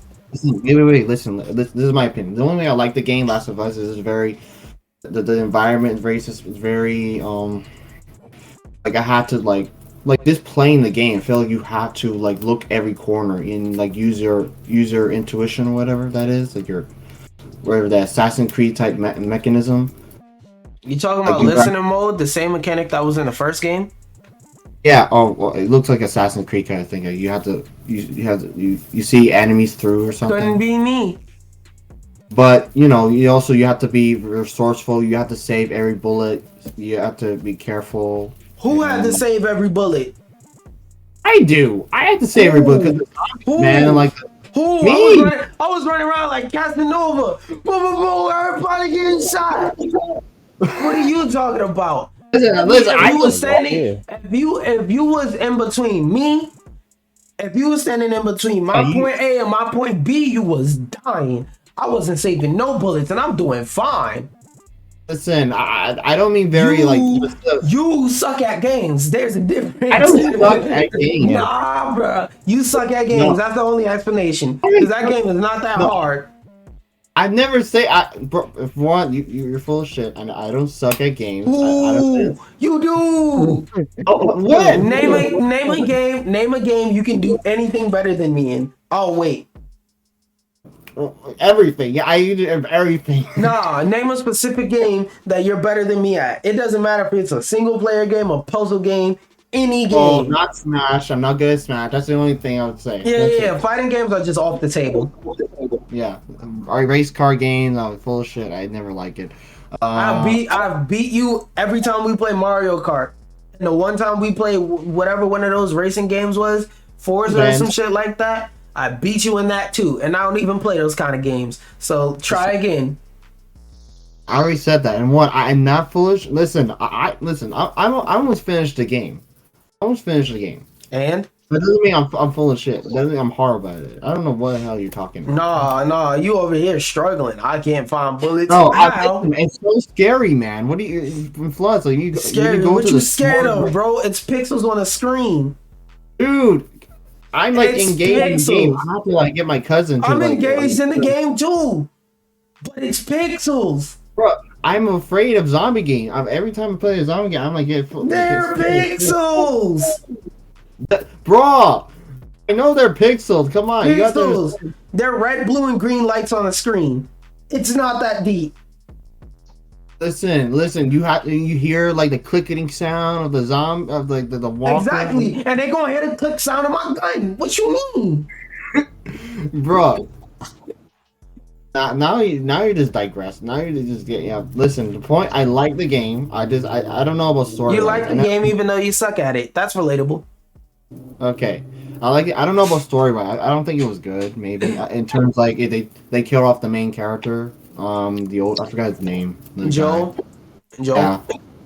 No, I never played the first one, but I think that he was at least a well-known. Oh, I forgot about your treasonous act, nigga. That's treason for real. What's treason? Treasonous.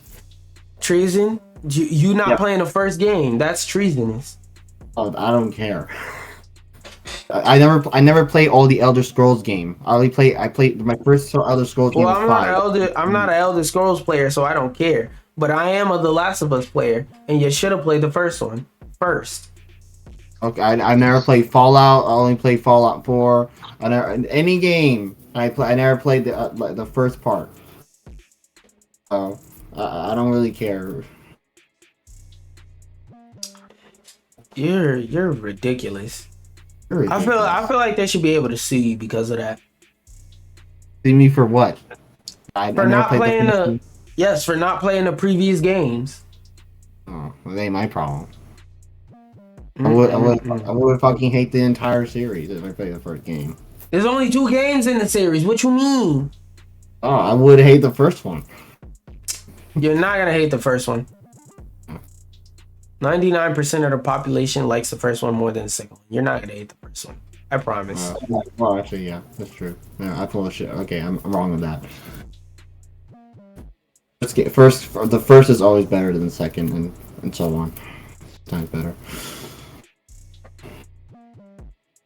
But moving on. I think that's my opinion. That's it.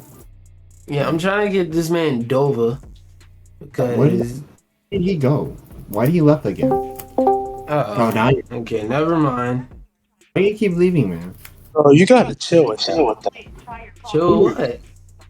You gotta chill with that, bro. Well, what? I'm asking. Like that shit is really getting annoying. You gotta chill with that. So what? Yeah, I'm confused. That's why I'm asking. Chill with what? Bro, you don't. Y'all don't know. Y'all don't know the man is blowing up my phone like he a female. Bro, because we have a podcast now. We're done with. We got a podcast. You don't gotta blow up my phone like a female now. We will literally blow up your phone. Us, we gotta bro. put a virus. Hey, hold up. Pause. I'm already, because y'all keep blowing up my phone while I'm outside trying to spin for May. We will literally blow up. I'm looking. I'm outside right now. Slap for May. I'm waiting for him. I will literally blow up your phone. When we catch Goblin. Hey, Nah. When we catch Goblin, we finna wet up Goblin like it's a water gun. I'm catching I'm spinning for my son, May. My son, Aunt May. Why? Because Tommy want to do it. Why Tommy want to do it? Word. This nigga Toby talking about. Hey, now Toby talking about. Oh, we don't want to let you let your heart turn bitter. Nah, let his body turn bitter when it rot. What are you talking about? Oh. Slide for May. Nah. We Slide for May. I'll go on we slide don't for want you to them. do the same mistakes we did. Motherfucker, why I can't do the same mistakes as y'all did? At least y'all killed the nigga. Exactly. Bruh. He's not gonna bring him back. I know he's not gonna bring him back. Nigga, I just want him dead. Word. I'm not trying. When did I say I was trying to bring anybody back? I'm trying to send him back to the death realm. Wait. What are you talking about? You killed who? Wait, what the fuck are you talking about? We trying to slide for May. What the hell is that? I'm not gonna explain it, bro. I'm not. I don't have the brain power left. I've been talking for over an hour. Right, so back to what I was saying. Yep. Back to what I was saying. Mm-hmm. This man Toby talking about, nah, don't do it. But this my son Andrew, he was like, oh, he violated Toby? Yo, Tom threw that shit at him. He said, yo. He violate him? Whoa. Hey, pause. Hey, yo. No, wait, Andrew did violate Toby. He did violate Toby. He didn't violate Toby. No, remember when they was on the Statue of Liberty and this nigga Toby just real life straight up just started humping this nigga? Yeah. I mean when Andrew started humping Toby, he just lifted this nigga in the air and just said, I was like, whoa. He cracked my back. He cracked that nigga back, guy. He cracked that nigga back, his spine, his toes, his neck, his Gucci bone, his Gucci. Oh, listen, Toby, my man, he's old, man. He needs that back crack. Word, he needs that. He literally let another man arch his backs. That's kind of ayo. That's kind of ayo, bro. Listen, and the fact that I'm not exaggerating is even more ayo. Listen, man. Nigga let a whole another man slide his meat up and down his back while he cracked it. Like whoa, like that was wilding. Word, I'm just saying, man was out here wilding. Peter Parker really got assaulted by Peter Parker. That's crazy. Listen, man, leave Toby out of technically, it's not assault. Man, it's not. You can't trust no man, not even yourself. Listen, man. Well, actually, technically, and multiversal law, it is assault. Where did this nigga go? Oh my gosh. Listen, leave Toby out of this, man. You know, he's old. He's very old. No, bro. That was sussy. That was some sussy actions. Yeah, you just think it's sussy. Come on, man. Come on. No, that was sussy action, boy. Back, there's something wrong in your back. You need someone strong. You need someone like probably want to rip you apart. Yeah, like, that nigga. He had someone strong try to rip him apart. Hey, whoa there. This nigga. Come on, like you know that Incredibles movie. You know that giant machine. You know, that cracked one of the Mr. Incredibles. Like he need that sort of thing. Like, I don't know. No nigga ain't no nigga cracking my back. That's just nah. Listen, but anyway, to talk more about nigga man no way back to the plantation. How did you feel about like the movie in general? Why? We're not doing numbers. I'm cutting that shit out. We are not doing numbers. How did you feel about the movie? Good, bad, yes, no, why? You go first. You go first. All right, cool. Give me 1 second. 1 second. Now get to explaining, sir. Bruh, I know you live. And you said give you 1 second. I gave you a second. Give me. Oh, I'm throwing some shit away real quick. Nigga can't chew gum and talk. Couldn't be me. Damn, son. Let's see. But with the movie, definitely solid. Like, damn, it's like this is the one thing where it comes. This is more of a personal bias question, right? Mm-hmm. All right, then yeah. Yeah, you can let all your biases hang out for this question. Like comparatively to all the Spider-Man movies, even the past generation ones, I think this one, given the times, like I can't go really too random because acting back in the day was like nowhere near this level, but it was definitely up there. Like it's definitely like damn, like just everything in general. because I was like, I knew from like the experience that damn near every Spider-Man in the web had some form of relative close to them die. But it was the fact that we had seen so many Spider-Man movies with Tom Holland, and we never really thought about it. It was just like, damn, son. It wasn't like off rip like how the OG Spider-Man one was, where Uncle Ben died straight off, and Yeah. then fucking Mhm. comparative like when I think it was Amazing Spider-Man 2, where Yeah. Gwen Stacy died. It was like it was just like it was. This is the third movie with Tom Holland, right? Yeah. Mhm. There's It no was just Ben. like it's Is just there a like Ben, Uncle Ben in Tom Holland? Because I don't think so. There's No, Uncle no, Ben there like it isn't. was already dead before he was Spider-Man. Uncle Ben's death has nothing to do with Tom Holland becoming Spider-Man in the MCU. Yeah, just it's that's like stupid. comparative, like seeing the Spider Verse when you find out his uncle died. And that was his uncle. It was his uncle that died, right? But his Yeah. uncle was Yeah. a villain on top of that. It's like comparative is interesting. Now they're really pushing Spider-Man canon in the Spider-Man movies. Yeah. Like, I heard which like is from what interesting. I heard, Tom Holland got fired. So like that's this third movie is like the end of Spider-Man movies in terms of the MCU Mhm. as of right now. Yeah. I've. Oh no, sorry. Understandable. You know, it's very weird. It's very interesting because how the when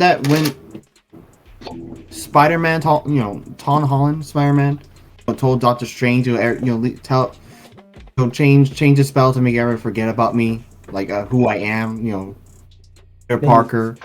then I the feel nigga had like to get a job and buy his own crib. That was funny. I feel like yeah, that was like it's. I think the movie was telling that this is the end. This is the end of MCU Spider-Man. I feel like that was it. This is like the end of MCU Spider-Man. Tom Holland. I could be wrong. I just had the Yeah, it feeling. is. Yeah, yeah. Because I just had the feeling like, okay, everybody forget who Tom, the Peter Parker was, not Spider Man. Which, yeah, I feel like this was the end of the MCU of having the rights to Spider Man. That's it. It is. That's what I just said that. Well, I'm reorienting what I was thinking about it. That's what. Like I'll let you go first, Tyler. And for my Oh wait, opinion, Tyler went first. I'm bugging. is that my turn? Damn. Oh no. Keep going. I thought you were done. My bad. No. Because he had his own. I want to have my own opinion. Um. I think it's good. It's a lot. It's really nostalgia. That's what it is. The villains, from two previous franchises before. Came back. Electro. I feel like the Electro in the Garfield Spider-Man. Like there's much more in depth for his character because at first he was just geeky like nobody like he was just that they just had to put in this like how in the movie the No Way Home it's like giving depth like his character a little bit in depth in terms like Yeah, like building up his character and the story like, around his character and like the like just the why he was so universe. like how he was so inspired by Spider-Man. He saved poor people, saved people. Yeah. That even though he thought he was gonna be black, he was white, thing, but he was like inspired and why he likes him. I think that was very good. That's one thing that's good. I mean, I don't think Andrew Garfield inspired him that hard because that nigga still wanted to kill everybody. Yeah, but also like it's also the characters, because at first at the beginning it's Doctor Strange were gonna bring all these people back and what happens they're gonna die and they're gonna what they've been through Octopus Doc Ock drowns in the water with the giant sun. Green Goblin Osborn dies by his I forget, His glider. and the glider and Electro being overpowered and disintegrates, and I don't know what happens to the lizard. I think he dies too. I didn't see that part. Yeah, I don't remember. I think he like just crawled away in the sewer or something like that. I don't remember the ending of that, but I didn't see that. But Sandman, he didn't die in Spider-Man 3. He went somewhere, but I don't know what. He was he was brought in the universe, in Tom Holland's universe. But some of them, like their fates, their fates are gonna lead them to their death, but they have a second chance. Actually, it was very. Yeah, but it's like now they got a second chance at life and all that. Yeah, in those two, Doc Ock, it's very very Doc Ock and Osborn. Even though they're in the same universe, and Toby, they in different timelines. That was very weird. Yeah, Like, because the spell pulled people from different parts of the timeline. Like, for example, it pulled Doc Ock before he died. That's why, like, when they told Doc Ock, like, yo, bro, you dead. They was like, huh? Then they listed off the events, and it was like, he was like, boy, no way, boy, no way. Yeah, and also, same thing for Electro and I think the Lizard Man. Like they're, I don't know what happened again. I don't know what happened. Yeah, that's why, like, when he started asking them, like, what happened before you got transported, they started saying what they was doing. They was like, yeah, I was doing this, and then I don't remember what happened after that. And he was like, yeah, because the point in the timeline where the spell took you from is the point before you were about to die. Yeah. Before they died, that's the thing. That was very interesting. That was like the interesting part. Even though that's it. But also in like Spider-Man almost trying to kill the Green Goblin. He wasn't not supposed to do it, and that's what Toby stops him from killing the Green Goblin, so like he doesn't turn evil and all that type stuff, and he doesn't have a bitter heart. Because like Andrew said when Gwen Stacy died, which is what I was saying. That whole conversation I had about Batman versus Spider-Man is that Spider-Man holds back a lot of time, a lot of the time Spider-Man holds back. Huh? You said Batman versus Spider-Man. No, what? No, I'm talking about a conversation like we had like in Discord and in real life about how the reason why Spider-Man looks so weak is because a lot of the time he holds back. Because I was saying Spider-Man is strong enough to hit somebody and literally take their head clean off. And I mean like exactly clean off. Oh, so you say comparing him to Batman? Are you saying that? No, I was saying in a fight of Spider-Man versus Batman, Spider-Man could end the fight in 3 seconds by kicking Batman in the ankle because fuck is Batman gonna do back? He's literally a regular person. But I will admit, this nigga was getting body slammed through the floor by the Green Goblin, and the Green Goblin was a regular nigga. Yeah, but Spider-Man's genetically enhanced, and Batman is just a normal guy. He's just a rich billionaire. But Batman did a couple push-ups, and now he's all of a sudden hot shit. Yeah, but they're both smart, intelligent, that they know about technology. Okay, yeah, true. But the thing I mentioned was that think about this: in the comic books and in the shows and cartoons, movies, all of that, Batman always has time to plan ahead. Spider-Man just comes to the situation and figures out a way to deal with the situation. Like there have been times when Spider-Man sat down and planned, yes. But what I'm saying is, generally speaking, Spider-Man solves the problem on site versus Batman. That nigga always got like 2 weeks in advance where it's like, hey yo, in 2 weeks the Bane is gonna break into the bank and you gotta fight him. Yeah, that's the thing. So Batman's, I would say, if I'm right, Batman is strategic, I would say, and Spider-Man is tactical. He does tactics only that sight at the moment. Yeah, basically that's like the perfect way to sum it up. And tactics beat strategy because when you plan a strategy, if it fails, you have to switch strategies. If you only plan for one strategy and then you have to switch strategies, might be kind of difficult. But if you just have tactics that can generally be applied to multiple different situations, then yeah, it's a higher chance that going against somebody with a strategy, you could win because you're able to think on your feet. Simple. Yeah, I think that's maybe Spider-Man would defeat Batman. Yeah, and we're digressing, but going back, back to the movie. He kills the Green Goblin. He kills not literally. No. And Tobey Maguire killed Green Goblin. Oh, let me explain what I'm saying. Okay. Tom Holland Spider-Man was gonna kill, Osborn, Great Goblin, I get whatever. what you're saying. I get what you're saying. He was gonna actually kill him, but Toby stopped him because again he's a bitter heart. He's trying to don't kill and all that, but he does like symbology metaphor. Like he kills the Green Goblin, kills that he like giving the serum to Osborn, kills him. Say if you understand what I'm saying, where I'm going. Nah, he didn't kill him with the serum. The serum took away the multiple personality disorder. But yeah, that's what I'm saying. That's that he killed the personality. He killed the Goblin personality. Okay, yeah, I got you. Like just imagine that. He's thinking of that. Like when he sticks the serum to the neck, he destroys that personality that was controlling Osborn. That's why I was thinking that way. Mm-hmm. Yeah, okay, I got what you're saying. And then like I feel like there were a lot of parts at towards the end of the movie where they did things that made the other two characters feel good about themselves. Well, not good about themselves, but get like redemption type things. Like for example, when Tom jumped to save Zendaya, but Green Goblin hit him out the way on some nah nigga, no you won't type beat. Andrew Garfield got to jump and save her, and like that's why he was crying and all that. Like, he didn't save Gwen Stacy. I remember that. Yeah. Yeah, he didn't save Gwen Stacy, so that was kind of like his.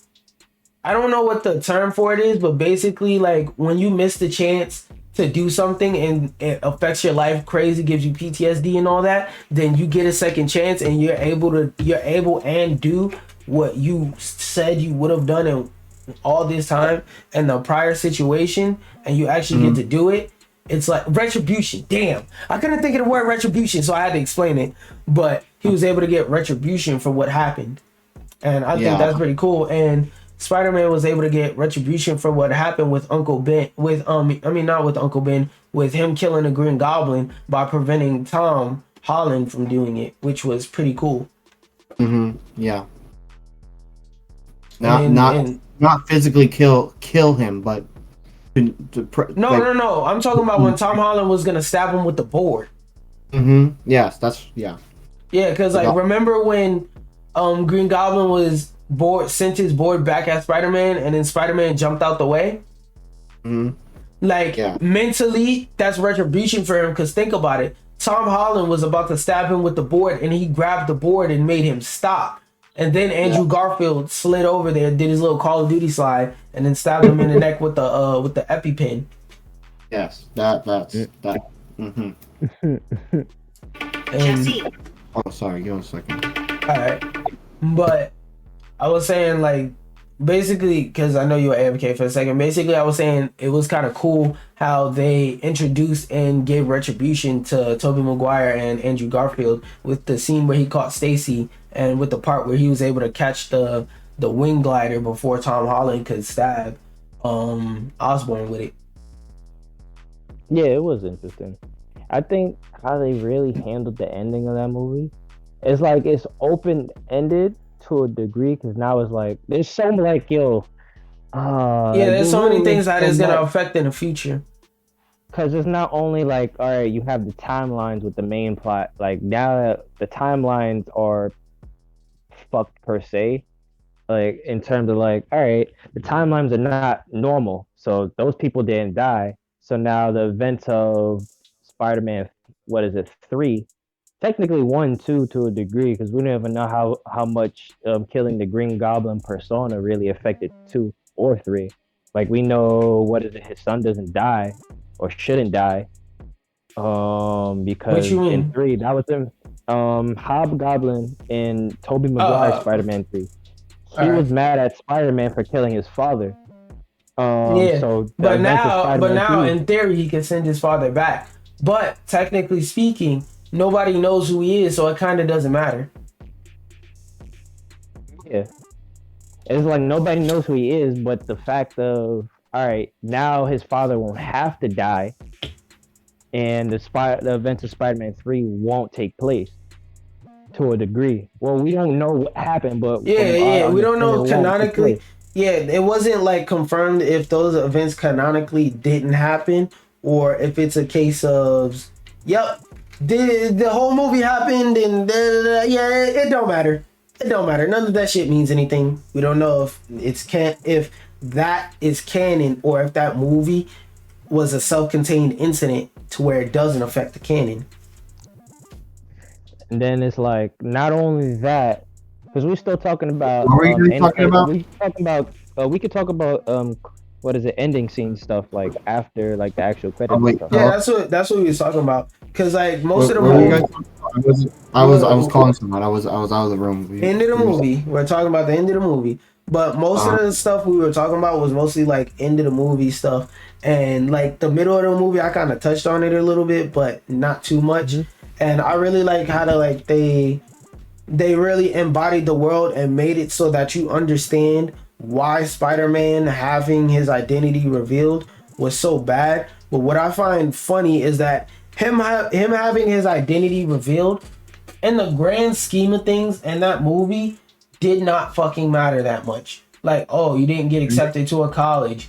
Ooh, nigga, you're a super genius. You figured out how to kill how to cure multiple personality disorder and put an arc react. You found a way to cure Electro. You found a way to cure Sandman. Nigga, you don't need no MIT, bro.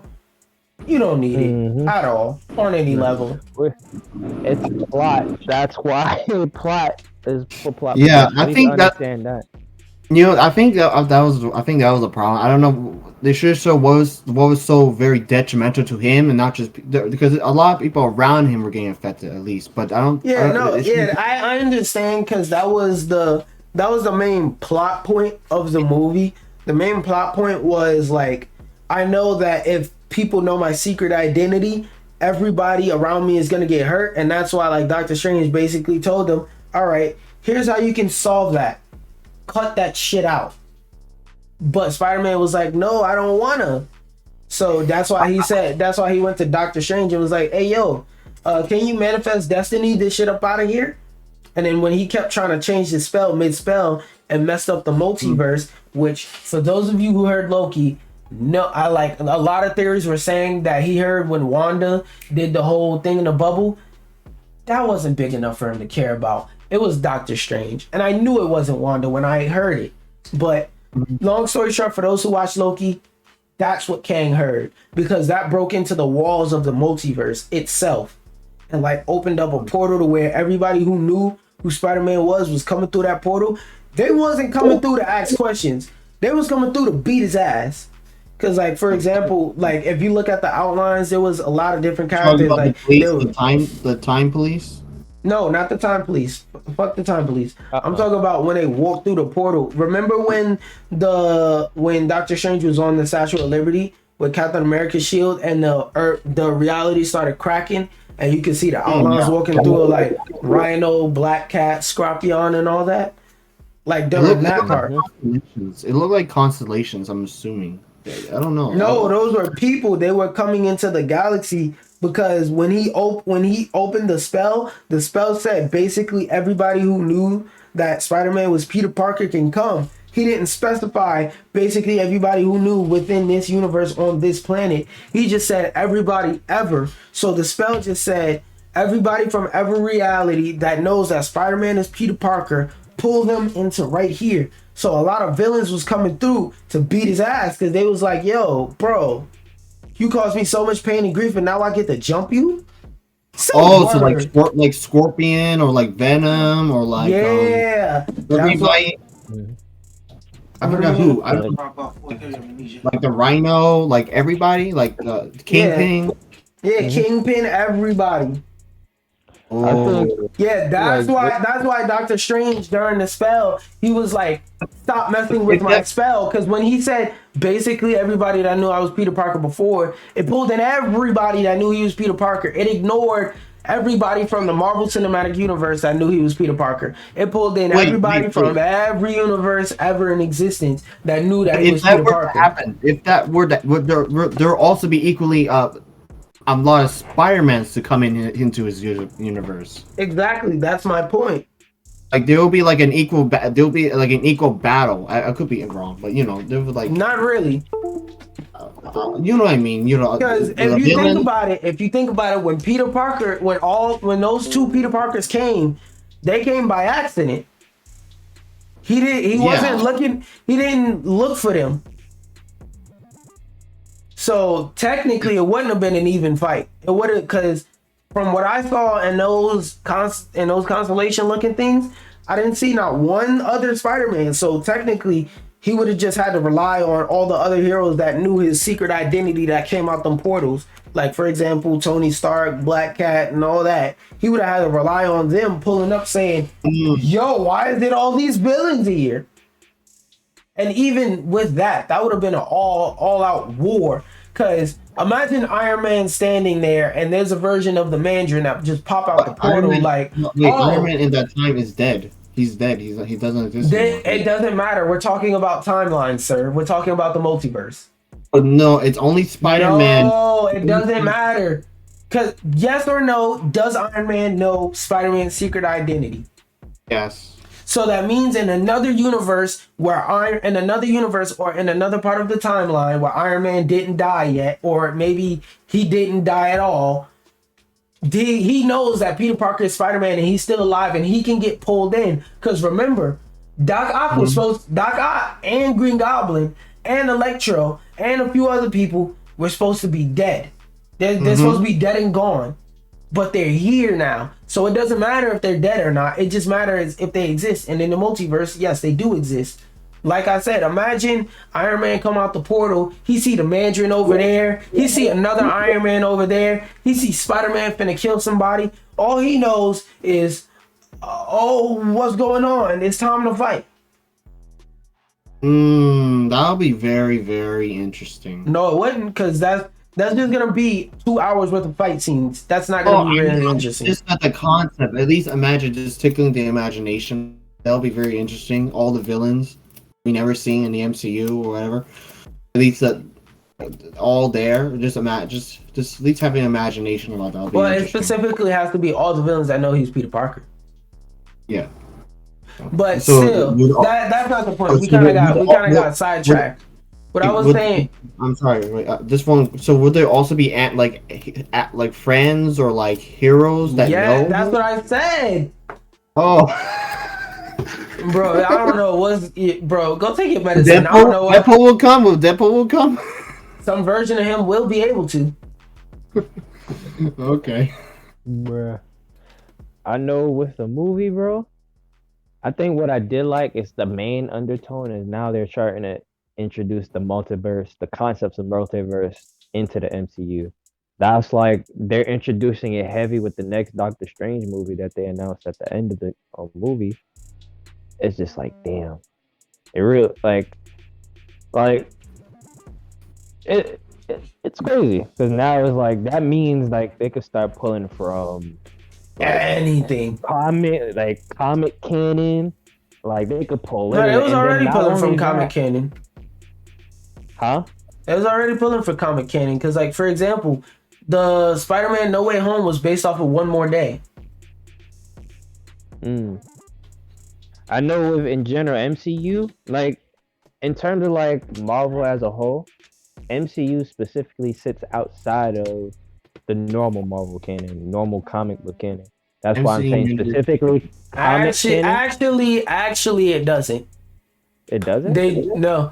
If you look it up, Marvel, the MCU Marvel Universe, they have a multiverse code or a universe code, whatever it is. Because, like, you know how, for example, mainline MCU is Earth 616. Yeah. MCU has a number like that.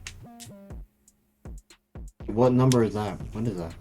I don't remember, but it has a number.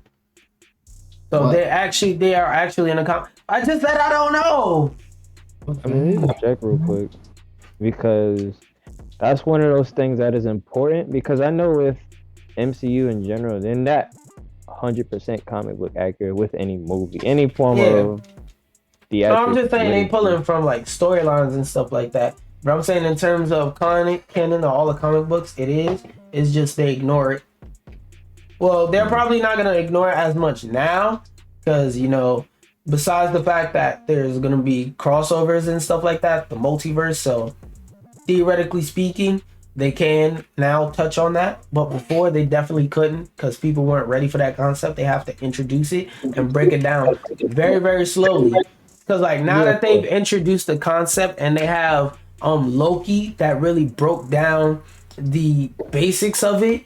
When in Multiverse of Madness, they can do whatever they want. Because Wanda and Loki explained the building blocks of what there is to understand about the multiverse, and in Spider-Man set off the events that tells you how it's gonna go and why whatever is gonna happen happened.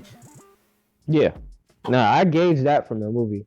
That's why I was There was saying gonna what I be was saying. Mephisto there. It's There's gonna be Mephisto and the thing Wanda. that's really cool is at the end with Venom. Venom left a part of his symbiote in another universe, and we don't know if that's I don't even want to make the assumption, but I'll still throw it out there. We don't know if that's a Spider-Man like, oh well, yeah, we'll make that if that's like a Spider-Man based universe or not. So it's like this nigga is just that shit You is talk just about the Venom chilling. movie?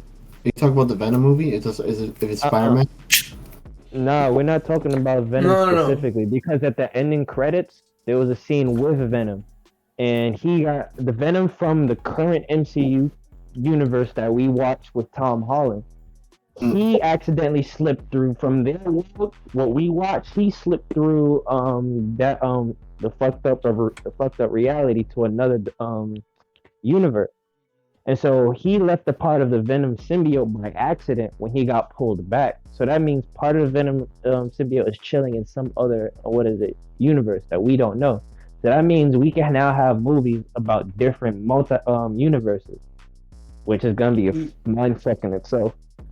Which Then like a thing I want to say, because like I kind of been sitting on it and theorizing about it, and there's one of a couple possibilities that could happen with that. It's either gonna that Venom piece of Venom symbiote is gonna be one of four things: either Carnage, Anti-Venom, Carnage's children, or Spider-Man becoming Venom. It can only be one out of those four possibilities. I know with the recent Venom movie, Carnage You was know what? already in that one.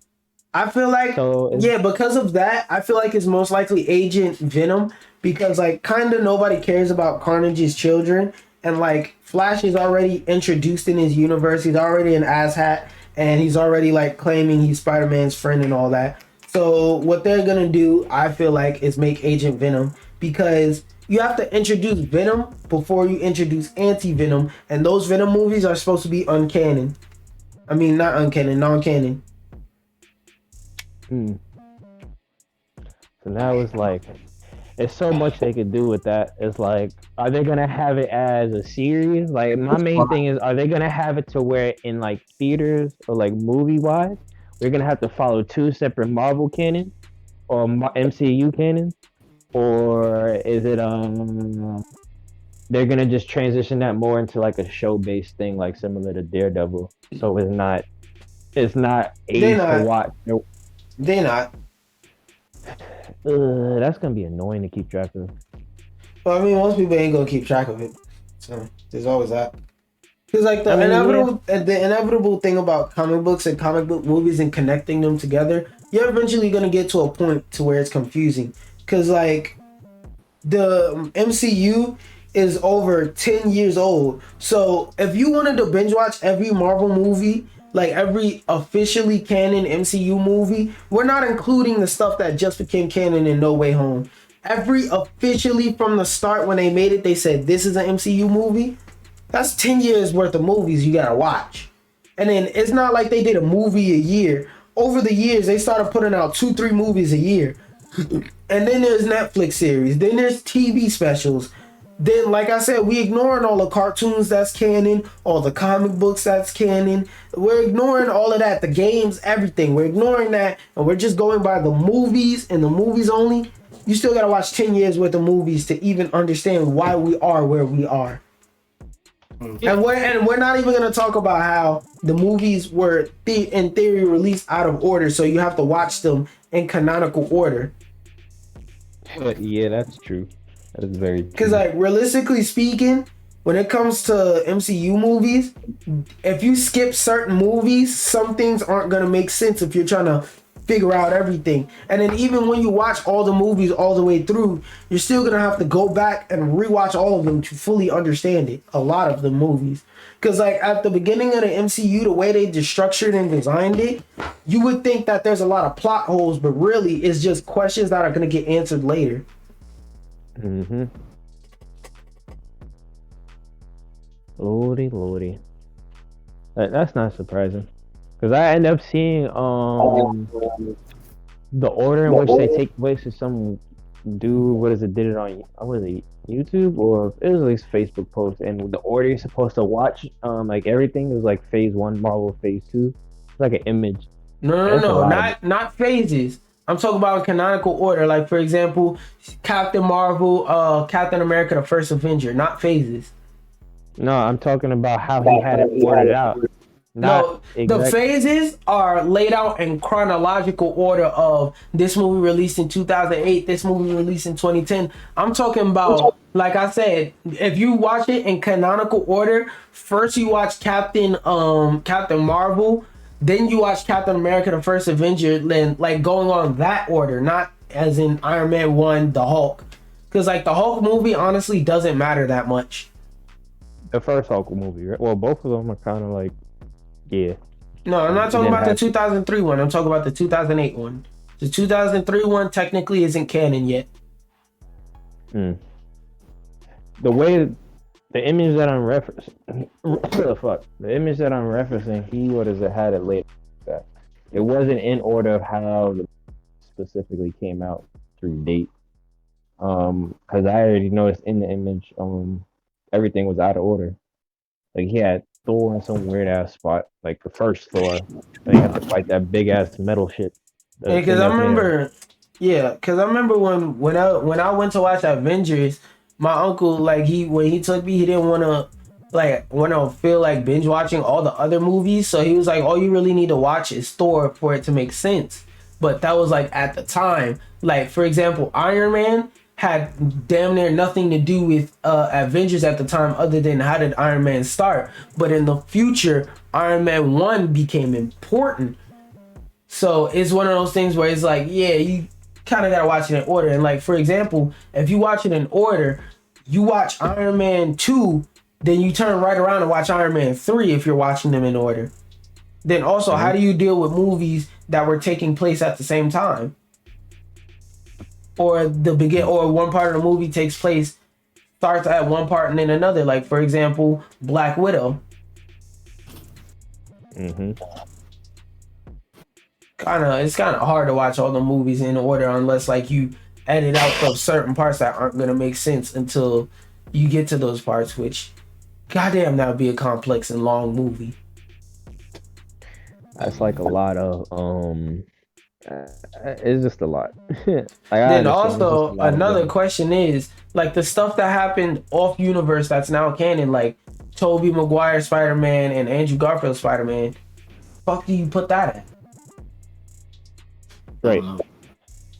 Because at least I would say, especially with the fucking how the movie really ended up with the villains getting corrected, etc., is like you can say like how like you just said, how did the events of those, because like those really play out? Are they canon or not? Or they're gonna introduce? That's why I was saying earlier. Are they gonna really start introducing like Madam Web early on? Because it's like Madam Web, I feel like it's gonna come in either in Multiverse of Madness or the next Spider-Man movie. Because when you're talking about multiversal stuff, if Spider-Man is gonna continue to be in the MCU, Madam Web is gonna happen when it comes to multiverse and Spider-Man.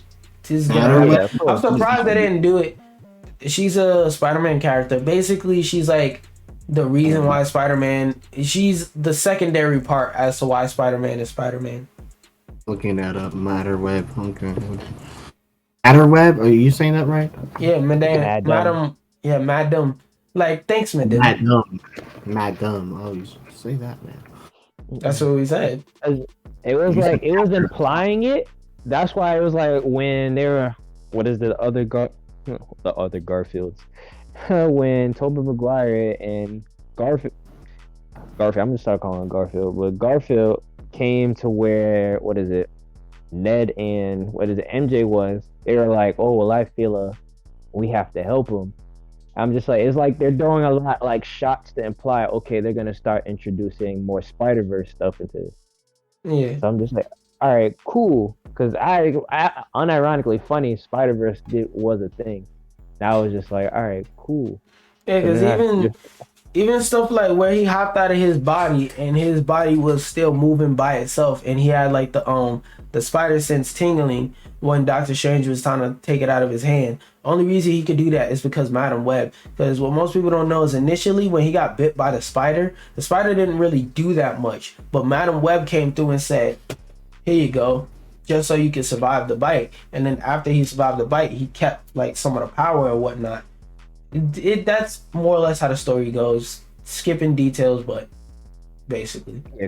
Comic book wise, right? Yeah. Okay, so it's interesting. That was my main thing is going forward. Are they gonna start off with a new Spider-Man universe, like with where that Venom symbiote got dropped, or are we gonna stay with the same Tom Holland universe?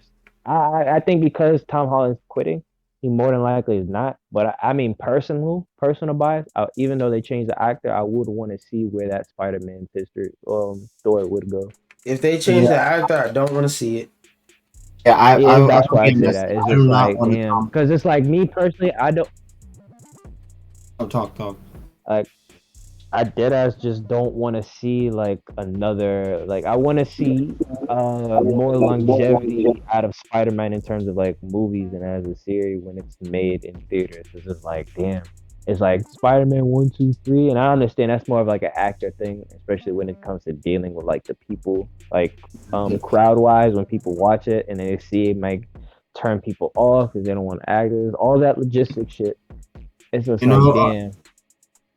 You know, when you're saying that, you ever seen the meme, the evolution of the Spire franchise, the younger Marianne is, and also the age, like the age just gets younger and younger, like between the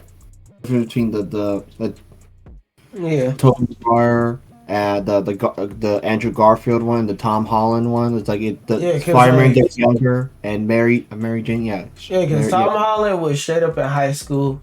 Then Spider-Man, he started off in like 12th grade, and then he was like in freaking college by the time the series ended. Like he was like in his like first year of college by Spider-Man 3, I believe. And then and Andrew Garfield, like he was at the end of high school, but Tom Holland, like he was barely starting high school. Yeah, that's the that's the meme right there. I've seen that before, like, years ago. It was like, wow. They made the character younger and younger, but yeah, I agree. I want to not have a Tom Holland Spider-Man ever. No, I don't want that. That's it. It's like it just sucks that we're gonna have to, like, in our generation lifetime, we're gonna have to see another Spider-Man. Like, it's been like 4 Spider-Man. Well, it's gonna be the 4th was Tom Holland's quitting. Then it's just gonna be like, damn, son. Oh, like, he's actually not quitting, because it's like, bro, just come on, come back, come on, please. Like, he out of all the Spider-Mans, I think fit the character the best. Yeah, that's what I hear a lot of people say. Me, I don't really know. I don't really think Tobey Maguire's gonna be a good. Oh, Andrew, what about Andrew? Andrew was cool. Like, I liked that with Andrew as a Spider-Man. He really gave off that, okay, Spider-Man can be cool. Because it's like, even though Spider-Man was like a nerd, he wasn't always a nerd. It was like he was still cool. Yeah, because I feel like Tobey was cool and he's legendary and all, but like in the comics, Spider-Man stopped being a bitch. Tobey never stopped being a bitch. Andrew Garfield, like you say, he was cool, like he had swagger with it, like he grew out of being a hoe. And Tom Holland, the nigga's he's funny, like he embodies the funny part of Spider-Man, but I feel like he doesn't embody like the silly part of Spider-Man too well.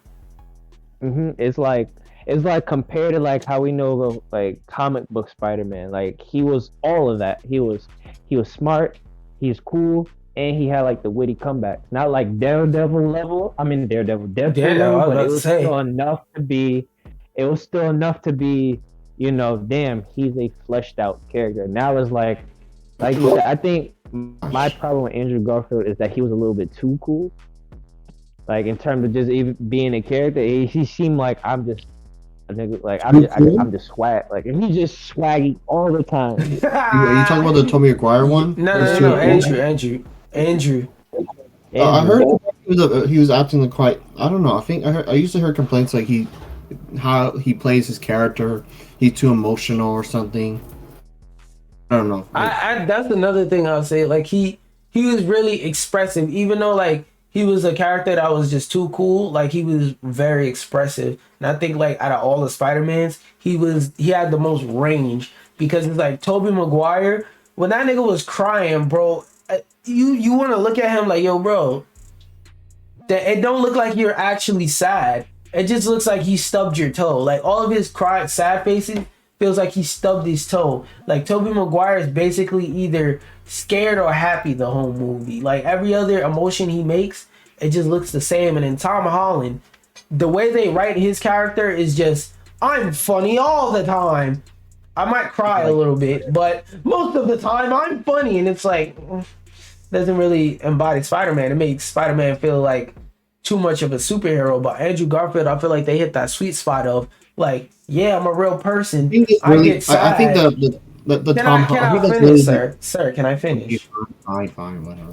I feel like with Tom Holland, like they wrote him so that he had the most, he was able to show the most range, but so that he was also able to do more than just I'm happy, I'm scared. It was more like he was anxious, he was excited, like it was nuanced to the way he felt and expressed and showed his emotions in that movie. And he also had the funny witty parts too, but it's just like he did something else. He wasn't just a stale one emotion, one track nigga. Yeah, of course. I think more because as an actor, yeah, he did a shit. Like I won't take that away from him. Yeah, they let him act the most too. Because to be fair, it's not like Tom Holland was writing the script, but at the same time, with Andrew Garfield, they let the nigga be an actor. With Tom Holland, they kind of just said, yeah, do this and just do it good. And he just does it really well. Does what they wrote on the script. He's just really good at delivering it. Yeah. It's like with only towards the appearance of Spider-Man. It's like he was a little bit too cool. Like so it made you forget, damn, this nigga is like Sorcerer Supreme level of smart. But then it's just like, yeah, he definitely as an actor, he did do it right. I will say he did do it right. Like just that's why I was like I could never really say he was one of like he's a good Spider-Man. Yeah, Just like I don't know why people shit on Amazing Spider-Man. Like when I first found out like that people didn't like that, like Amazing Spider-Man 1 and 2, I was like, how the fuck? that's crazy. That's like, unironically crazy. Cause like those movies, I found out like both of those movies back to back flopped. I was like, what the fuck? How? I don't know either. Like I remember seeing, I think the second one with the second one was with the lizard and the Shocker, right? Yeah. Yeah, the second No. one. I saw that in the theater. No. No, that was Tom Holland. That was Tom Holland. Okay, so then the lizard was in the first movie and Shocker was in the second movie. No, Shocker wasn't in Andrew Garfield. Shocker was in Homecoming. Oh, smoking. Wait. Oh, what? Are you talking about Electro? Let me. Oh, okay. Homecoming. What's happening in Homecoming? Yeah, Electro. Yeah. Oh yeah, because I'm like Electro- Shocker was Tom Holland. I remember that because Ned was the reason why he beat Shocker. So I'm like, Yeah, that was the movie when he Childish Gambino in it, right? yeah. Oh fuck! Oh my god! Damn, I'm stupid. I Okay. thought you were talking about Electro. Never mind. I'm so fucking Yeah, stupid. I was talking about Electro. I was smoking. I was getting the characters mixed up. Okay, yeah. I'm with you now. Yeah, but now it's like I remember seeing that in theaters. I thought it was a good movie. That's why I'm just like, how do you fuck up a Spider-Man movie? Like that's why, Like it don't make sense. I don't know either. Like, I don't. Well, I'm not saying it's impossible, but I'm just saying they didn't. like I remember Like, like people even went to the extent to where like they didn't like the game. I was like, damn. Wait. I never actually seen the game or played it. I just like know about it and like reading up about it. And like people did not like that game. Like they just called the game horrible, dog shit, bad, da da da da. Yeah, the Amazing Spider-Man 2 had a game. Oh, you talking about a game? We're talking about the games now? No. I was just brushing over it. Like people didn't like the Amazing Spider-Man or anything that had anything to do with it. Okay. wild. I was like, let me see. That shit is crazy. What was I gonna say? Well, I mean, at this point, we've been talking for like 3 fucking hours. About to be 4. Anybody else tired of talking? Because I know I damn sure. I don't know. I don't mind it when it's a discussion environment, but yo, when it's some bullshit, then I'm done. No, I get what you're saying, but even like when I am like having a discussion, like after a certain amount of time, I'm eventually gonna get tired of discussing. That's just my way of saying like I got a lot of shit I gotta add. My fingers hurting already thinking about it. So we're not gonna get Falcon back? We're not gonna get the Falcon? Give the Falcon what? You don't remember the first Tom Holland Spider-Man movie? And then when the father who he had like the tech and all that, he was a Falcon? Oh, you're talking about the Vulture.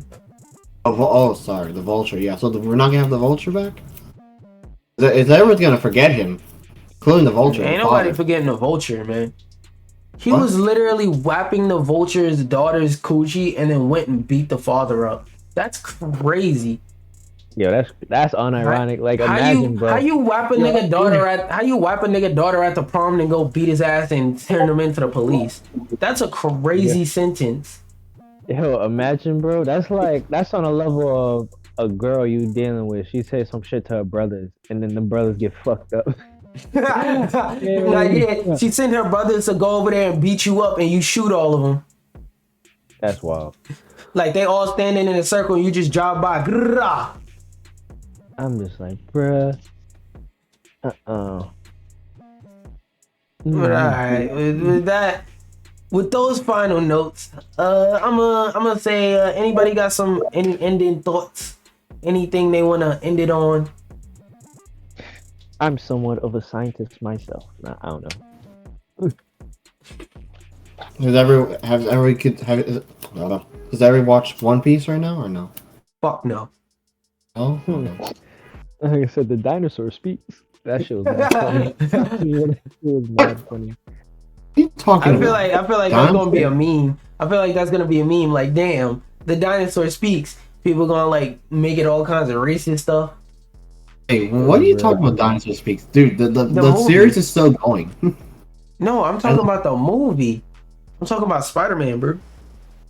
I'm saying One Piece. Oh no. We weren't talking about One Piece, but One Piece was ass. One Piece is ass. Of an investment. It doesn't even matter whether it's ass or not. I'm still not gonna watch it because who got time to sit there and watch literally 1,000 episodes? Like, it's not an exaggeration when people say 1,000 episodes. And I know that they reached their 1,000 episodes. Shout out to the One Piece team and Viz Media for being able to keep it afloat for that long. But I ain't watching it. I'm not. That's no 1,000 episodes. Let me see what One Piece is. Approximately 30 minutes an episode. 1000 times 30. 30,000? 30. So you gotta watch 30,000 hours of a show. You know what else I could be doing with 30,000 hours? A lot of better things. A day to buy a car. Not even like, bro. 30,000 hours was. What's 15 times 3 1, 2, 3, 4. I think it's more than 1,000. I think it's like 1,000. $450,000. 30,000 hours is $450,000 with New York minimum wage. Instead of making $450,000, I spent that time watching One Piece. Think about that. $450,000 is how much time you're spending watching One Piece. Hell no. Boy. That's a sin at that point, nigga. That's nah. It's just like it's just too much of a commitment. Because I tried Actually, watching Naruto. it's 1,003. Like, I can. It's 1,003 right now. Jeez. It's like I tried watching Naruto and I just cut it. Like I get this Where you get distracted, forget where you left off at, and then you just eventually like, I don't even care that much. it's like don't get me wrong, I enjoy the media and I probably will enjoy it, but then it's like I gotta watch through other anime as well. you get through 3 episodes and it's like, damn, I gotta watch through literally 1,000 more of these motherfuckers. It's like, nah, bro, that's not fun. Like, that's why I am a fan. I love episode anime that's 12 episodes long. A good 12 episode anime, ain't nothing wrong, bro. Ain't nothing wrong with having 24 episodes in your anime and ending it. Nobody wants to watch all this shit, bro. Like with Dragon Ball, at least they split it up into separate series with somewhat self-contained stories that from time to time reference the past. But One Piece is one continuous story of one continuous series that has over 1,000 episodes. No, I'm not doing it. I'm not doing it. It's just a lot. Like it's damn like that's a commitment. And like it's like just like you said. I haven't reached 1,000. Listen, I'm in almost like 200. So there's a big gap right there. But I'm just saying, if you have so many guys, damn, you still got 800 more episodes to go. And there's nothing wrong with it. It's like it's nothing wrong. Like if you take it, because I think of Naruto, I feel like there's something wrong if there's 800 episodes. Because like, yo, my nigga, what plot can you not resolve in 800 episodes without like you're beating around the bush. If the nigga if he hasn't accomplished his goal in 800 episodes, there's nothing else to do. You're dragging it, bro. You're dragging it. 800 episodes. What name a task you can't do in 800 episodes? Listen, Luffy has not reached becoming the Pirate King. Listen, there's so many things. That nigga ain't never gonna be the Pirate King. It's taking you over 1,000 years, 1,000 episodes to be the Booty Pirate King. Listen, not just give up. Give up. Stop. Not just the episode. Also in the manga. Listen, there's 1,000. I'm not talking about the manga. I'm talking about the anime. There's over 1,000 episodes, bro. You're not gonna achieve that goal. Reroute. Do something else. It's time for Plan B. You're not gonna achieve that goal. He has to train. Listen, he had a time. There was a time skip, a 2-year time skip. Do you need 800 episodes to train? 800 in real time. 800 episodes worth of training. You finished training somewhere in there. Listen, Luffy had to defeat the emperors. He had to defeat the admiral. How many people he got to beat up to become the Booty Pirate King? To where over 800 episodes later, he's still not the Booty Pirate King. 800 episodes. I know with like when it comes to dealing in like manga and anime, the issue specifically contained with Naruto, like the original big 3, Naruto, Bleach, and One Piece, is that the filler was just too unbearable to the casual nigga. 1,000 episodes, you know that filler go crazy. You know that filler go 1,000, bro. 1,000. More than likely filler at some point. So it's like I get it. 1,003 right now. 1,003. 1,003 episodes, bro. That's ridiculous. A 300 episode anime feels like a job. 1,000 episodes, bro. No, bro. No, I'm not. Like I said, bro. 1,000 episodes. If I was to spend the time that I use watching those 1,000 episodes, 30 minutes of episodes at work, I would have made $450,000 $1,000. I'm not doing that, bro. I'm not. When it comes to longer anime, is this specifically Nigga, that's contains an those anomaly. That doesn't count for the long anime category. That's an anomaly. That's above long anime. That contains that's dragging those it. specific three. That's literally contained to those specific three, which I don't Bro, understand. nigga, that's a cash cow. Like That's even above compared to long anime. like long manga. Like I'll give you an example. This is more darker manga. Berserk. When I've watched Berserk and fucking I've seen like actual explanations over each chapter. It doesn't have no filler. When I mean in terms of manga plot and the way it's planned out, everything matters. And it's a long. I know the chapters is like at least. Wait, how many 100 plus. chapters does Berserk, or how many episodes does it have? Berserk? I know it has 3 movies, 3 or 2 movies, and the original airing of the anime has probably either 12 or 24. In terms of the manga, 24 episodes? Yeah, because it was old. It's old. Oh, you know what I'm thinking of Baki. Nope, you're right. You're right. When it comes to because those episodes that it covers isn't even it's like arcs. But even within the arc when I mean there is no filler, everything matters. Everything matters. So like Steven Universe. I haven't seen it, but I would assume there is no filler. All the episodes that you think are filler are gonna matter. Mm-hmm. And it'll be like the stupidest detail that you think would have never mattered. In a later episode, that detail will matter a lot. Because like the whole first season of Steven Universe,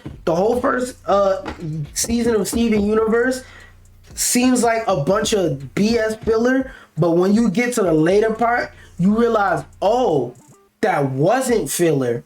There was a reason they did that. They did that to explain this and this and this and this. And when you get to the part later, because like that's the root, the foundation. But when you get to later where it branches out, everything makes sense. I don't know about Steven Universe, but I don't know about the manga. It was I don't think they really take care. Like the anime, I don't think they really take seriously of like the fillers very much. I don't know. But with that being said, now that we wrapped up talking about the tragedy that is One Piece and it's 1003, I see. Not a tragedy. It's still going. Exactly. 1,000. I'm not gonna get mad again. But with that being said, something. R.I.P. everybody. That's my thing.